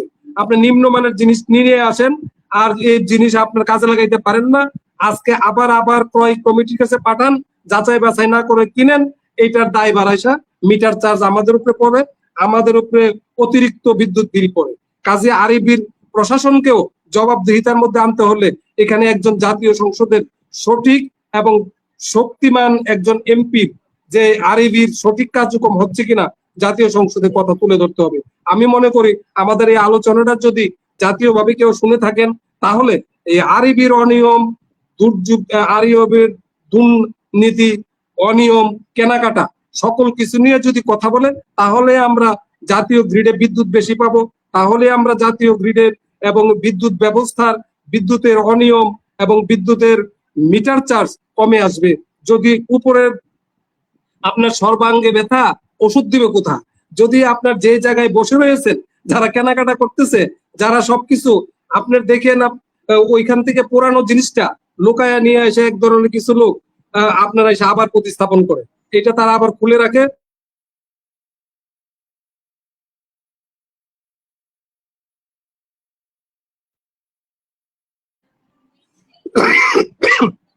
আশুগঞ্জের যে বিদ্যুৎ কারখানা, আপনার এইখানে আমি বিগত ধরেন 1 থেকে 2 বছর আগে বিগত সরকারের সময় ক্রয় কমিটির বিরুদ্ধে একটা মামলা হয়েছিল। এখানে 6 মাসের মধ্যে 3 বার একই জিনিস কিনছে। ওইখানে ইয়েটা ছিল আপনার প্রায় 70 কোটি টাকা একটা বিদ্যুতের আপনার ওই ট্রান্সফরমার কিনা। এখান থেকে যখন হাইকোর্ট থেকে নির্দেশ দিল, দেখা গেল ওই পুরানো জিনিসটাকে একবার নিয়ে খুলে রাখে, আরেকটা নতুন জিনিস লাগায়, ওই ঘুরাই ফিরে দেখা যায় একই জিনিসই বারবার কেনাকাটা করে। এই জিনিসগুলো যদি দুর্নীতি মুক্ত হয়, আমরা গ্রাহক শান্তি পাবো, আমরা জাতীয়ভাবে দেশ দুর্নীতি মুক্ত হবে। কাজে আমরা দুর্নীতির বাহিরে না, কাজে জাতীয়ভাবে যদি কেনাকাটাতে অনিয়ম থাকে, দুর্নীতি থাকে, গ্রাহকের উপরে সারা দেশে চাপ আসে। জাতীয় গ্রিডে বিদ্যুৎ যদি উৎপাদন কম হয়, আমাদের উপরে আসে। তো কাজে এটা জাতীয়ভাবে বলতে গেলে আমাদের এমপি সাহেবও পারবেন, আরো মনে করি মাননীয় মন্ত্রীকে অন্যরাও বলতে পারবেন। এটা জাতীয় সংসদের মাধ্যমে নোটিশে আনা হোক, এনএলডিসি তখন সরাসরি এটা দিতে বাধ্য হবে। এবং মাননীয় স্পিকারের সদয় দৃষ্টি আকর্ষণ করলে আমার এমপি সাহেব যদি একটা নোটিশ দেয় যে আমার এই বৃহৎ এলাকা, আমি বিদ্যুৎ সমস্যা আমি আছি, অন্য এলাকার তুলনায় আমার এলাকায় সবচেয়ে বেশি লোডশেডিং হচ্ছে, এটা তুলনামূলক ইয়েটা যদি তুলে ধরে, এবং এই ডিজিএম আসলে তুলনামূলক ইয়েটা দেওয়া উচিত ছিল আমাদেরকে, অন্তত আমরা জানার জন্য আপনি অপুর কাছে দিতে পারতো, যে শুধু খালি দায় সারা কথা বলে এতটুক দরকার এত না, আমরা কি করলে উত্তরণ হইতে পারি এই অবস্থা থেকে, আমাদের উত্তরণের উপায়টা কি, ওনাদের দায়িত্ব এটা বুঝাইয়া দেওয়া। উনি বৈশা 24 ঘন্টা বসে থাকলেন, মাস শেষে বেতনের জন্য আমরা নিয়ে আসি নাই নবীনগর। আমি হইলাম ওই যে আপনি বললেন কানা চাই চোখ, তা আমি তো আমার থেকে তো বিদ্যুতের টাকা নেন, আমি চাই বিদ্যুৎ, কাজে আমাকে বিদ্যুৎ দিতে হবে, না হলে কিন্তু বিদ্যুৎ অফিস ঘেরাও হবে। ওই 90 সালে আমার নেতৃত্ব নবীনগরে, তখন আমার নামটাও মনে নাই, আমাদের এক হিন্দু দাদা ছিলেন অফিসার, খুব ভদ্রলোক, খুব ভালো মানুষ ছিলেন, আমার নেতৃত্ব বিদ্যুৎ অফিস ঘেরাও হয়েছে। রামবাবু সুন্দর এবং খুব স্মার্ট ব্যক্তি ছিলেন, কিন্তু আমার নেতৃত্ব ঘেরা হয়েছিল, কিন্তু আমি কাউকে ওনার উপরে আঘাত করা, বিদ্যুৎ অফিসে আঘাত করা দেই নাই, সবাইকে থামিয়ে রেখে ওনাকে বলছে দাদা আসতে হয় এর জন্য আসছি, কিন্তু আমার নবীনগরের সমস্যা। উনি সবসময় দেখা যেত বিদ্যুৎ কেটে, অর্থাৎ ঝড়ের মধ্যেও নবীনগরে দেখেছি আমাদের বিদ্যুৎ উনি ঠিক রাখছে। কাজে ডিজিএম সাহেব যত কথা বলেন আমরা আপনাকে ক্ষমা করতে পারবো না, আপনি আমাদের সমস্যার উত্তরণের কথাটা এমপি সাহেবের কাছে আপনি বলে, এমপি সাহেব কিভাবে নোটিশ দিবে এটা সহযোগিতা করে। কাজে আমরা পাবলিক এত কিছু বুঝি টুঝি না, নবীনগরে চাকরি করতে হলে এমপি সাহেবের কাছে আপনি দৌড়াইয়া যান, আমরা এমপি সাহেবের কাছে যাওয়ার দরকার না, উনি সংসদে থাকবে। আমরা ডিজিএম কে চিনি, আমরা এই জিএম কে চিনি, এটুকু যে আঞ্চলিক অফিস পল্লী বিদ্যুৎ যতটাই বলেন আমার মিটারে বেশি বিদ্যুৎ বিল আসলে আমি ছাড় দেবো না, আমি বিদ্যুৎ কম পাইলেও আমি এলাকায় ছাড় দেবো না। আপনি নবীনগরে চাকরি করতে হলে এমপি সাহেবকে কিভাবে বলাবেন এটা আপনার দায়িত্ব, আমরা না হয় বিদ্যুৎ অফিস আমরা ঘেরাও করবোই। কাজে আপনি আগামী এই যদিও পিক সিজন হয়ে থাকুক, কিন্তু এক ঘন্টা বিদ্যুৎ না থাকলে আপনার গায়ে যখন পুড়ে যায়, আমার গ্রামের কৃষকটাও এখন আর আগেকার মতো ওই যে আপনার কুপিপাত্তি চালাইয়া চলে না। এখন গ্রামের দরিদ্র কৃষকটার বাড়িতে ফ্যান আছে, গ্রামের দরিদ্র কৃষকের বাড়িতে বিদ্যুৎ আছে, অভ্যস্ত হয়ে গেছে বিদ্যুতের বাতিতে এবং ফ্যানে, তার শিশুটাও। আর আমরা যখন এক সময় 80 পর্যন্ত বা 90 পর্যন্ত নবীনগরে সকল গ্রামে বিদ্যুৎ ছিল না, 2000 সালেও না, তখন ওই আপনার হারিকেনের আলুতে লেখাপড়া করে ঘুমাইয়া যেতাম বিদ্যুতে, তখন আর বিদ্যুতের চিন্তা করি না, গরম জানালা খুলে রেখে ঘুমাইছি। কাজে ডিজিএম সাহেব আপনি কোন এলাকার আমার জানি টানি না, আপনি কোন এলাকা থেকে বড় হয়ে আসছেন আমি জানি না কোন এলাকার। নবীনগরের মানুষ 2000 সাল থেকে এবং 2000-এর পর থেকে আমরা নবীনগরের প্রতিটা গ্রামে বিদ্যুতায়িত গ্রাম। কাজে আপনি আমাদেরকে বিদ্যুতের সুনির্দিষ্ট আমাদেরকে চাহিদা পূরণ করতে হবে। আর পূরণ না করতে পারলে এমপি সাহেবকে কিভাবে কাজে লাগাবেন এটা আপনার দায়িত্ব, এটা আমাদের দায়িত্ব না। এমপি সাহেবকে নোটিশ দেওয়ানো, শিখানো জাতীয় সংসদ, এটা আমাদের জন্য একটা বাতুলতা। উনি আমাদের নির্বাচিত ভোটে জাতীয় সংসদ সদস্য, ওনাকে আমরা নির্দেশনা কেন দিব? ইউনূস সাহেব আপনি দিবেন, আপনি ডিজিএম সাহেব আপনি দিবেন। কাজে আপনারা যারা কর্মকর্তা, আমরা আপনাদেরকে চিনি, আপনাদেরকে পাই, আপনাদের অফিস ঘেরাও হবে। সোজা কথা, আগামী 15 দিনের মধ্যে নবীনগরের দিক নির্দেশনা দিতে হবে। এমপি সাহেবকে কিভাবে কাজে লাগাবে তারা দেখবে, আমরা চাই এটা। হ্যাঁ, লোডশেডিং তো সারা দেশে আছে, কিন্তু আমরা এটা নবীনগরের বেলায় আমরা সহ্য করতে পারবো না। আমাদেরটাকে বাড়ায় কিভাবে আনবেন, এমপি সাহেবকে কিভাবে কাজে লাগাবে, ডিজিএম ইউনূস সাহেব তারা বসে মিটিং করে আমাদের এটা সমাধান করবে। এ আমি আশা করি যে আমরা নবীনগর মানুষকে মুক্ত করবেন ইনশাআল্লাহ। ধন্যবাদ সবাই। অনেক ধন্যবাদ। আমার মনে হয় আমাদের মূল কথাগুলো যেগুলি বলবার ছিল সেগুলি শেষের দিকে হলো অত্যন্ত সাহসিকতার সঙ্গে তার স্বভাবসুলভ ভঙ্গিতে কথা বলছিলেন অ্যাডভোকেট জাকারিয়া সরকার তসলিম, বাংলাদেশ সুপ্রিম কোর্টের অ্যাপিলেট ডিভিশনের সিনিয়র একজন আইনজীবী, যার বাড়ি নবীনগরে এবং নবীনগরের সাংবাদিকদের যে সবচেয়ে বড় সংগঠন নবীনগর প্রেস ক্লাব সেটির প্রতিষ্ঠাকালীন সদস্য। তসলিম ভাই, আপনি আর কিছুটা সময় থাকবেন, আমাদের মাঝে আবার যুক্ত হয়েছেন টিটু, তার 1 মিনিট বক্তব্য নিয়ে আমরা সেটি শেষ করবো। টিটু তার সূচনা বক্তব্যে আমার কাছে বলতে চেয়েছিলেন বা জানতে চেয়েছিলেন যে দাদা আপনি প্রায় ব্রাহ্মণবাড়িয়া যান, নানান দেশের বিভিন্ন জায়গায় আপনি সফর করেন, বিদ্যুতের সামগ্রিক বিষয়টা আপনার নলেজে আছে যে নবীনগর এত প্রকট কেন বিদ্যুৎ, ওই বিষয়টি নিয়ে আপনি একটা তুলনামূলক একটা বক্তব্য আপনি দেবেন। যেহেতু টিটু 1 মিনিট বলবে, তার আগে আমি টিটুকে ওই বক্তব্যের জবাবে বলতে চাই যে আমি গতকালও ব্রাহ্মণবাড়িয়া ছিলাম কোন একটি কারণে, সেখানেও আমি এত ভয়াবহ সংকট দেখিনি, বিদ্যুৎ যেতে দেখিনি। গেলে কিছুটা সময়ের জন্য যাই ঠিক, তাছাড়া দিনের বেলা বিদ্যুতের বিভিন্ন জায়গায় যেটুকু খবর পাই, আমি যে সমস্ত জায়গায় যাই, নবীনগরের মতো এত প্রকট সংকট বাংলাদেশের আর কোথাও আছে কিনা আমি জানি না। সেক্ষেত্রে ডিজিএম মহোদয়কে জবাব দিতে আনতে হবে আমাদের মাননীয় এমপি মহোদয়, ডিজিএম কে বলতে হবে, অথবা তসলিম ভাই যেটি বলছে ডিজিএম এমপি মহোদয়কে বলতে হবে যে স্যার এই যে এনএলডিসি একটি শব্দ, এটি তো ডিজিএম মহোদয় আমাকে বলতে পারতেন, টিটুকে বলতে পারতেন, আমাদের ওকে বলতে পারতেন যে আমাদের বলতে সমস্যা হয়, এমপি মহোদয়কে আপনারা যেভাবে বলতে পারেন আমরা হয়তো আমাদের চাকরির কারণে স্যারকে হয়তো সেভাবে বলতে পারি না। আমরা বলতে পারতাম যে মানন ভাই আপনি তো এই জায়গায় কথা বলে আমরা 3-4-5 মেগাওয়াট বিদ্যুৎ বাড়ায় আনতে পারেন, আপনি প্রয়োজনে আমরা আপনার সঙ্গে যাবো, চলেন একদিন গাড়ি দিয়ে এনএলডিসি তে সেখানে যাই। আপনি ওই যেটা বলেন আপনি বসে বসে বেতন খাবেন আর ওই যে 9টা 5টা ডিউটি করবেন, এর জন্য তো আপনাকে সরকার এখানে পাঠায় নাই। এখানকার জনগণের যে চাহিদা সেটা মেটাতে হবে আপনাকে, আপনি মাননীয় সাংসদকে বোঝাতে হবে যে কোত্থেকে আপনি 4-5 মেগাওয়াট বিদ্যুৎ আনতে পারবেন, আমার কাছে এই তথ্য আছে, এই লিকেজটা আছে। পরাক্রমশালী রাজা রাবণকে কখনই মারতে পারতো না, এটা আমরা সবাই জানি, যদি তার ভাই বিভীষণ বলে না দিত গোপন তথ্যটা যে কোন জায়গায় মারলে রাবণ মারা যাবে, হে রাম আপনি ওই জায়গায় তীরটা মারেন। আপনি তো জানেন যে আপনার লিকেজটা কোন জায়গায় পাইলে গেলে আমাদের এই বিদ্যুৎটা পাওয়া যাবে, তো সেটা তো আপনি আপনার এমপি কে বলবেন, আমাদেরকে বলবেন। আপনি বসবেন, খাবেন দাবেন, ঘুরবেন, আর ওই মুস্তাও করে আপনি অফিসগিরি করবেন, যেটা আমাদের তসলিম ভাই বলছে, সেটা আসলে হতে দেওয়া হবে না। আজকে হয়তো 5 জন গেছে, কালকে 10 জন, পরশুদিন 50 জন, একটা সময় আপনার এখানে শত শত মানুষ ঘেরাও করবে, আপনার উপর আক্রমণ করবে, তখন আপনি টিকতে পারবেন না। এটাই বাস্তবতা, নবীনগরে সেই সময় আসতেছে। এই জন্য আমি মনে করি গৌরাঙ্গ আপনার মাধ্যমে একটা বলি, এই যে ডিজিএম সাহেব এমপি সাহেবের দোহাই বা আমাদের পাবলিক দোহাই না দিয়ে উনি কি কাজ করছে আমাদের জন্য গ্রিডে বাড়াইতে বিদ্যুৎ, যে উনি আশুগঞ্জে আমাদের কাছাকাছি বিদ্যুৎ যেখান থেকে জাতীয় গ্রিড লাইনে যায়, তা আমাদের এখানে এই ডিজিএম সাহেবের কিছু করণীয় আছে কিনা এটাও আজকে অনুষ্ঠানের মাধ্যমে আমরা জানতে চাই, যে উনি নিজ উদ্যোগে কি কাজ করেছেন, এটা জবাবদিহিতার মধ্যে আসা হোক, এবং উনি কি করেছেন এটা আমরা জানতে চাই। উনি তো তসলিম ভাই ইন্টারভিউ দিতে রাজি হয় না। আমি গত 4-5 দিন আগে আমার বন্ধু ডক্টর আসাদ আসছিল, তার একটা কাজে আমাকে নিয়ে গিয়েছিল, আমি তাকে বললাম যে আপনি 5 মিনিট আমাকে একটা ইন্টারভিউ দেন, কেন আপনি বিদ্যুৎ পাচ্ছেন, আপনার কি সমস্যা, কত আপনার চাহিদা। উনি কোনো কথা বলতে রাজি না, ওনার কথা একটাই, সেটা হচ্ছে যে পরিষ্কার যে আমার উপর মহল থেকে নির্দেশ আছে, আপনি যদি ইন্টারভিউ দিতে চান আপনি বড় অফিসার কাছে যান, জিএম এর কাছে যান, মন্ত্রণালয়ে যান, মন্ত্রী মহোদয়ের কাছে যান। আপনি এখানে বাবা কি করতে আসছেন, আপনি এখানে আপনার কাজটা কি? আপনি সবকিছু দেখাই দিন, উপর মহলে যান, সেখানে যান। আমার সাথে তার ব্যক্তিগত খুব ভালো সম্পর্ক। আমি যখন বিদ্যুৎ বিলটা নিয়ে আমি তাকে করলাম, কমপ্লিট করলাম, সে আমাকে একটা লোক তাৎক্ষণিক পাঠাইলো, সে আমাকে সুন্দর করে বুঝাই দিল যে আসলে গ্যাপটা কোন জায়গায়, সেটা আমিও পরে আবিষ্কার করছি, যেটা খলিল খুব সুন্দরভাবে ব্যাখ্যা দিচ্ছিল। তো ডিজের মধ্যে আপনাকে চেঞ্জ হতে হবে। আপনাকে নবীনগরের মানুষ যতটা অতিথি পরায়ণ, ততটাই কিন্তু আবার দৌড়ানি পরায়ণ। নবীনগরে এমন বহু ইউনু এখান থেকে দৌড়াই গেছে, এরা তসলিম ভাইয়ের সাক্ষী। মানে এখান থেকে এমন ভাবে মানে ব্যর্জিত হয়ে গেছে, বিতাড়িত হয়েছে, এগুলো কিন্তু নবীনগরের মানুষ করতে পারে, জানে।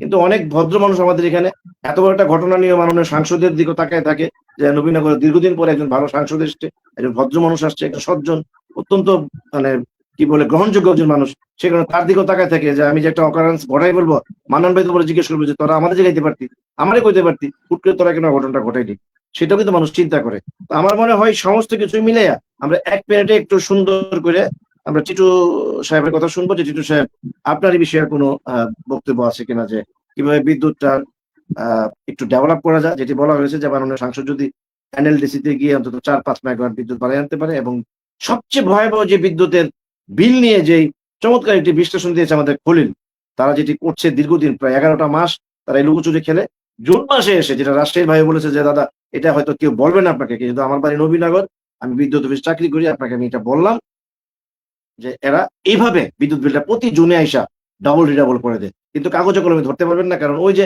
50-100 করে কমায় কমায় করতে করতে করতে করতে একটা পর্যায়ে এসে জুন মাসে এই বিলটা দিয়ে দেয়, যে কারণে আমার বিলের সঙ্গে দেখলাম যে কোনো দ্যার ইজ নো ডিফারেন্ট। কি বলবেন টিটু? দাদা, আপনি ওই যখন এনএলডিসির কথা বলতেছিলেন, আমি একটু সার্চ দিয়েছিলাম। বাংলাদেশে মূল বিদ্যুৎ বিতরণকারী সংস্থা কোম্পানি রয়েছে 6টা। এর মাধ্যমে সারা দেশে মূলত বিদ্যুৎ সরবরাহ করা হয়। এর মধ্যে সবচেয়ে বড় যে বিদ্যুৎ সরবরাহকারী প্রতিষ্ঠান বাংলাদেশ বিদ্যুৎ উন্নয়ন বোর্ড, এটার আন্ডারে আমরা নাই। বাংলাদেশ পল্লী বিদ্যুতায়ন বোর্ড BREB 80টি পল্লী বিদ্যুৎ সমিতির মাধ্যমে দেশের গ্রামাঞ্চলে সবচেয়ে বেশি বিদ্যুৎ সরবরাহ তারা করে থাকে। এখন আমাদের পল্লী বিদ্যুতের যিনি ডিজিএম আছেন তিনি নবীনগরের প্রধান, ওনার বস ব্রাহ্মণবাড়িয়ার জিএম আছেন। যে কথাগুলো আজকের আলোচকরা বলতে চেয়েছে, আমাদের ডিজিএম সাহেব এ পর্যন্ত কোনো উদ্যোগ কিংবা একটা চিঠি কিংবা একটা ড্রাফটিং কি ওনার ঊর্ধ্বতন মহলের কাছে দিয়েছেন যে নবীনগর আমি চাহিদার অনুসারে নগণ্যই বিদ্যুৎ পাচ্ছি? একটি ড্রাফটিং উনি মাস শেষে বেতন নেওয়া ছাড়া আর ঘরে বসে এসির ভিতরে ঘন্টা 8 যে ডিউটি করে 9টা to 5টা, এছাড়া ওনার অন্য কোনো কাজ আছে বলে আমার কাছে মনে হয় যতবার গিয়েছে। আছে আরেকটা কাজ আছে, সেটা হলো গ্রাহক হয়রানি। আপনার যখন মিটার আনতে যাবে, আমার কাছে এমনও স্পেসিফিক অভিযোগ আছে, আমি ওই দিন আপনাকে বলেছিলাম যে টকশোতে আমি কথাটা বলবো। এক গ্রাহক 5তলা বিল্ডিং এ মিটার নিবে, ওনার কাছ থেকে ডিমান্ড করা হয় 7 লক্ষ 8 লক্ষ টাকা। ওনাকে এই কি বলে বিদ্যুতের যে এগুলো আছে পাওয়ার আরইবির যে ডিবি গুলো আছে এগুলা কিনে নিতে হবে, তার কিনে নিতে হবে, খুঁটি কিনে নিতে হবে, বিভিন্ন বিভিন্ন ভাবে অতীতের ডিজিএমরা যা করেছে উনি একই রাস্তায় হাঁটছেন। আবার যখন কন্টাক্ট হয়ে যাবে যে ভাই আমি আপনার 8 লক্ষ দিতে পারবো না, আমি 4 লক্ষ টাকা দেবো, 2 লাখ সরকারের গড় ডানকার 2 লাখ আপনার ডানকা, তাহলে তো আবার দেখবেন যে সব ঠিক আছে। এই হইলো আমাদের আজকের বর্তমানের যে ডিজিএমরা আছেন। আমার কথা হলো নবীনগরবাসী সেবা চাই, নবীনগরবাসী বিদ্যুৎ চাই, নবীনগরবাসী এই সমাধান চাই। সমাধানটা কি করতে হবে? আরএবিতে যেতে হবে না পিডব্লিউডিতে যেতে হবে না পল্লী বিদ্যুৎ হেড অফিসে যেতে হবে না কোথায় যেতে হবে? That is no better our DGM than us. আমাদের চেয়ে উনি অনেক ভালো জানেন। উনি কেন এখন পর্যন্ত এই উদ্যোগটা নিলেন না? এমন হতো যে সারা দেশেই ভয়াবহ অবস্থা, বিপর্যস্ত অবস্থা, তাহলে আমরা মেনে নিতাম। যেখানে আমাদের পার্শ্ববর্তী উপজেলা কসবাই 20 ঘন্টা 22 ঘন্টা কারেন্ট থাকে, সেখানে আমরা কেন 7 ঘন্টা 8 ঘন্টা পাবো? যেখানে ব্রাহ্মণবাড়িয়া সদরে 20 ঘন্টা 22 ঘন্টা থাকে, আমরা কেন এত কম পাবো? যেখানে বাঞ্ছারামপুর খুব ভালো পাচ্ছে, আমরাই কেন অবহেলিত থাকবো? আমাদের এই ডিজিএম সব সে বিষয়ে কি উদ্যোগ নিয়েছেন? আমি মনে করি জনসাধারণ তো আজকে ওনাকে ঘেরাও করেছে, হয়তো আজকে 5 জন গিয়েছে, কালকে 500 জন যাবে। আমি আশা করব সে 500 জনসাধারণ ঘেরাও দেওয়ার আগে উনি ওনার বক্তব্যটুকু স্পষ্ট করুক যে নবীনগরের বিদ্যুৎ উন্নয়নের জন্য আমি এতদিন কিছু করতে না পারলেও আগামীকাল থেকে আমি এই বিষয়ে লেগেছি, আমি বিভিন্ন জায়গায় যোগাযোগ করছি। এরকম একটা যদি উনি উদ্যোগ নেন, নিশ্চয়ই আমাদের মাননীয় জাতীয় সংসদ সদস্য মহোদয় এই বিষয়ে ওনাকে দেখাই দিতে হবে যে স্যার আপনি ওই জায়গায় যান, এমপি সাহেব আপনি ওই জায়গায় যান, আপনি ওইখানে গেলে কাজ হবে, আমি ওইখানে অলরেডি চিঠি দিয়েছি, বা এই চিঠির উপরে আপনার ডিউ দেন, একটা সিল দেন, একটা সই দেন। উনি তো কিছুই করেন নাই। এখানে আর কি বলবো, এই প্রতিকারের কথা আর কি বলার আছে? এখানে যেখানে উনার কোনো উদ্যোগী নাই, আমি দরখাস্ত দিলে কি কোনো কাজ হবে? বা আপনি অনুষ্ঠান সঞ্চালনা করতেছেন, আপনি দরখাস্ত দিলে কাজ হবে? আমরা তো দেখাই দিতে পারবো, আমরা সমস্যাটা তুলে ধরতে পারবো, সমাধান তো করবে যথাযথ কর্তৃপক্ষ। আমি আশা করব সেই পল্লী বিদ্যুতের কোনো অপ্রীতিকর ঘটনা ঘটার আগেই যেন আমাদের ডিজিএম মহোদয় এর বাস্তবায়নের জন্য যথাযথ উদ্যোগ নেয়, এবং এই ক্ষেত্রে যাকে যাকে কাজে লাগানো দরকার, আমাদের মাননীয় জাতীয় সংসদ সদস্য মহোদয় আছে, তাছাড়াও যদি ওখানে আমাদের কোনো নবীনগরের বড় অফিসার থাকে কিংবা থাকে আছে কিনা জানি না, যাকে কাজে লাগানো যায় সেখানে কাজে লাগিয়ে আমাদের বিদ্যুৎ সমস্যার দ্রুত সমাধান হোক, গ্রামবাসী অন্তত একটু শান্তি পাক। আমরা নবীনগরে তো, আপনি তো প্রায় রয়্যাল ওয়ার্ডে আছেন, আপনি তো ধরেন না 12-14 ঘন্টা পান, আমরা 7-8 ঘন্টা পাই। আপনি ইব্রাহিমপুরে খবর নেন, কাইতলা খবর নেন, বিদ্যাকুট খবর নেন, আপনি সলিমগঞ্জ খবর নেন, আপনি শাহপুর খবর নেন, সাতমুরা খবর নেন, আমার মনে হয় না তারা 6 ঘন্টার বেশি কারেন্ট পায় সারাদিনে। যেখানে আর কিছুদিন পর হলেও নবীনগরকে শতভাগ বিদ্যুতায়ন গ্রাম হিসাবে ঘোষণা করা হতো, হয়তো 2-1টা গ্রাম বাকি থাকতে পারে, এছাড়া কিন্তু বাকি সব গ্রামে বিদ্যুৎ হয়ে গেছে। আমার পাশাপাশি বাঞ্ছারামপুর উপজেলা কিন্তু শতভাগ বিদ্যুতায়ন উপজেলা। তো এখন আমাদের তো হয়ে গেছে, আমাদের যদি হয়ে থাকে শতভাগ, যেখানে শতভাগ বিদ্যুতায়ন উপজেলার স্বীকৃতি দেওয়া আছে, সেখানে 25% বিদ্যুৎ এখন আমরা পাচ্ছি না এভারেজে। গ্রামবাসী অনেক কষ্টে আছে, অনেক অতিষ্ঠ অবস্থায় আছে, তার উপর আবার হলো বিল, বিদ্যুৎ থাকে 6 ঘন্টা, বিল আসে 10,000 টাকা। এটা একটা মানে গেলে বলে যে মিটারে আসে কিনা, আরে ভাই মিটারে কি এতদিন আসিল না, হঠাৎ কি রাস্তা কিভাবে এসে পড়লো মিটারে? তো এইসব সমস্যার জন্য অবশ্যই ডিজিএম সাহেবকে জবাবদিহি করতে হবে। ইন্টারভিউ দেবে না এটা আর বলতে পারবে না। আপনি চলেন, আমরা আগামীকাল যাব, ইন্টারভিউ দেবে না এটা বলার অধিকার ওনার রাখে না। জনগণকে জানাবে না ওনার সমস্যাটা, ওনার সমস্যা কি, কোথায় গেলে সমাধান হবে, এটা অবশ্যই একজন নাগরিক হিসাবে, একজন জনগণ হিসাবে জানার অধিকার আছে। আমি অবশ্যই বলবো ওনাকে সেই সমস্যাগুলা এবং এই সমস্যার সমাধান করবে কি করণীয়, ওনাকে এটা জনগণকে জানাতে হবে। ধন্যবাদ। অনেক ধন্যবাদ শাহিন রাজা টিটু, সভাপতি নবীনগর রিপোর্টার্স ক্লাব, এবং ধন্যবাদ জানাতে চাই আমাদের জাকির সরকার তসলিম, এখন পর্যন্ত যিনি আছেন বাংলাদেশ সুপ্রিম কোর্টের অ্যাপিলেট ডিভিশনের সিনিয়র আইনজীবী, প্রাক্তন সহকারী অ্যাটর্নি জেনারেল, বাংলাদেশ সুপ্রিম। আমি অনুষ্ঠানটি শেষ করব মানে খোলের একটি বক্তব্য খুব শেষের দিকে আমাদের প্রশাসনিক কর্মকর্তাদের উদ্দেশ্যে বলেছিলেন যে যেহেতু এখানে এই অনুষ্ঠানটি অনেক নবীনগরের প্রশাসনিক কর্মকর্তারা দেখেন, লাইভে না দেখলেও তারা পরবর্তী রেকর্ডিং এই অনুষ্ঠানটি তারা দেখবার চেষ্টা করেন, এই খবরটি আমরা জানি। তো এখানে খলিল বলছিল যে কোন কোন কর্মকর্তা, যেটি আমাদের তসলিম ভাইও প্রায় কথাটা বলেন, যদি আজকে তিনি বলেননি, যে এখানে বেশিরভাগ কর্মকর্তা মানে বদলি হলেও বদলি ঠেকাতে চান। এবং আমি যদি একদম নাম উল্লেখ করে বলি, টিটু সেটা জানে, একরামুল সিদ্দিক নামে এখানে একজন ইউনো ছিলেন, অত্যন্ত মানে কর্মকর্তা, বেশ জনবান্ধব ছিলেন, বেশ কিছু ভালো কাজ করে গেছেন, কিন্তু বদলি ঠেকানোর ব্যাপারে তিনি নবীনগরে সবচেয়ে বেশি রেকর্ড করে গেছেন। 3বার না 4বার তিনি বদলি ঠেকিয়েছিলেন, এবং সর্বশেষ তিনি বদলিটা যখন হন 4বারের মাথায় কিংবা 3বারের মাথায়, তিনি একটা পোস্ট দিয়েছিলেন যে ওনার অফিসের সামনে একটি চমৎকার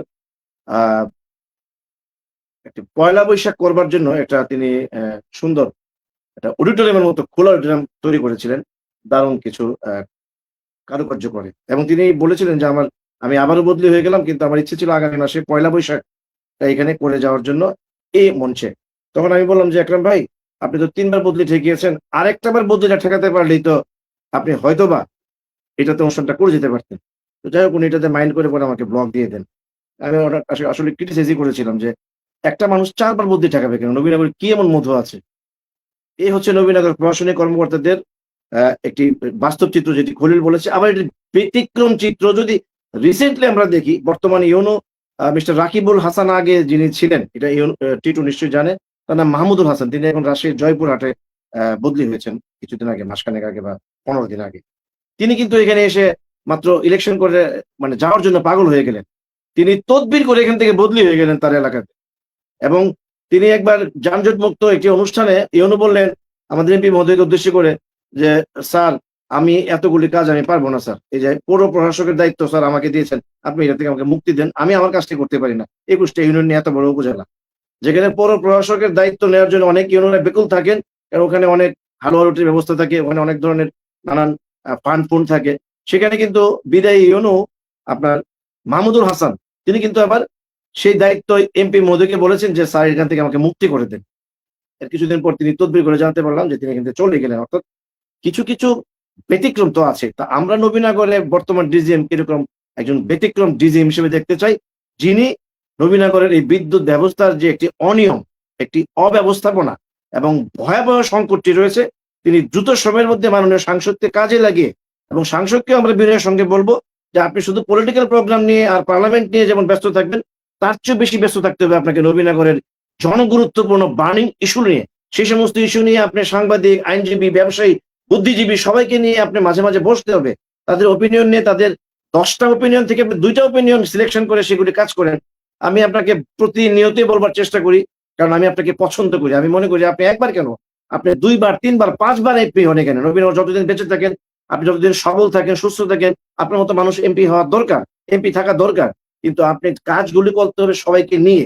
তাইলে আমার মনে হয় নবীনগরে যে বার্নিং 3টে ইস্যু আছে, আইন শৃঙ্খলার অবনতি, 2 নাম্বার হচ্ছে যানজট, 3 নাম্বার হচ্ছে এই বিদ্যুৎ সমস্যা, যেটি এখন 1 নম্বর সমস্যার কথা বলা হচ্ছে, এই সমস্যাগুলি নিয়ে আপনাকে আমাদের সঙ্গে, নাগরিকদের সঙ্গে, সবার সঙ্গে বসে ডিজিএম, ইউনো, ওসি, এসিলেন্ট, এডিশনাল সার্কেল যে এসপি, প্রত্যেকটি প্রশাসনিক কর্মকর্তাকে আপনার ডান পাশে বা পাশে বসিয়ে সামনের জনতা রেখে জনতাকে প্রশ্ন করেন যে এই সমস্ত প্রশাসনিক কর্মকর্তাদের বিরুদ্ধে আপনাদের কোনো প্রশ্ন আছে কিনা।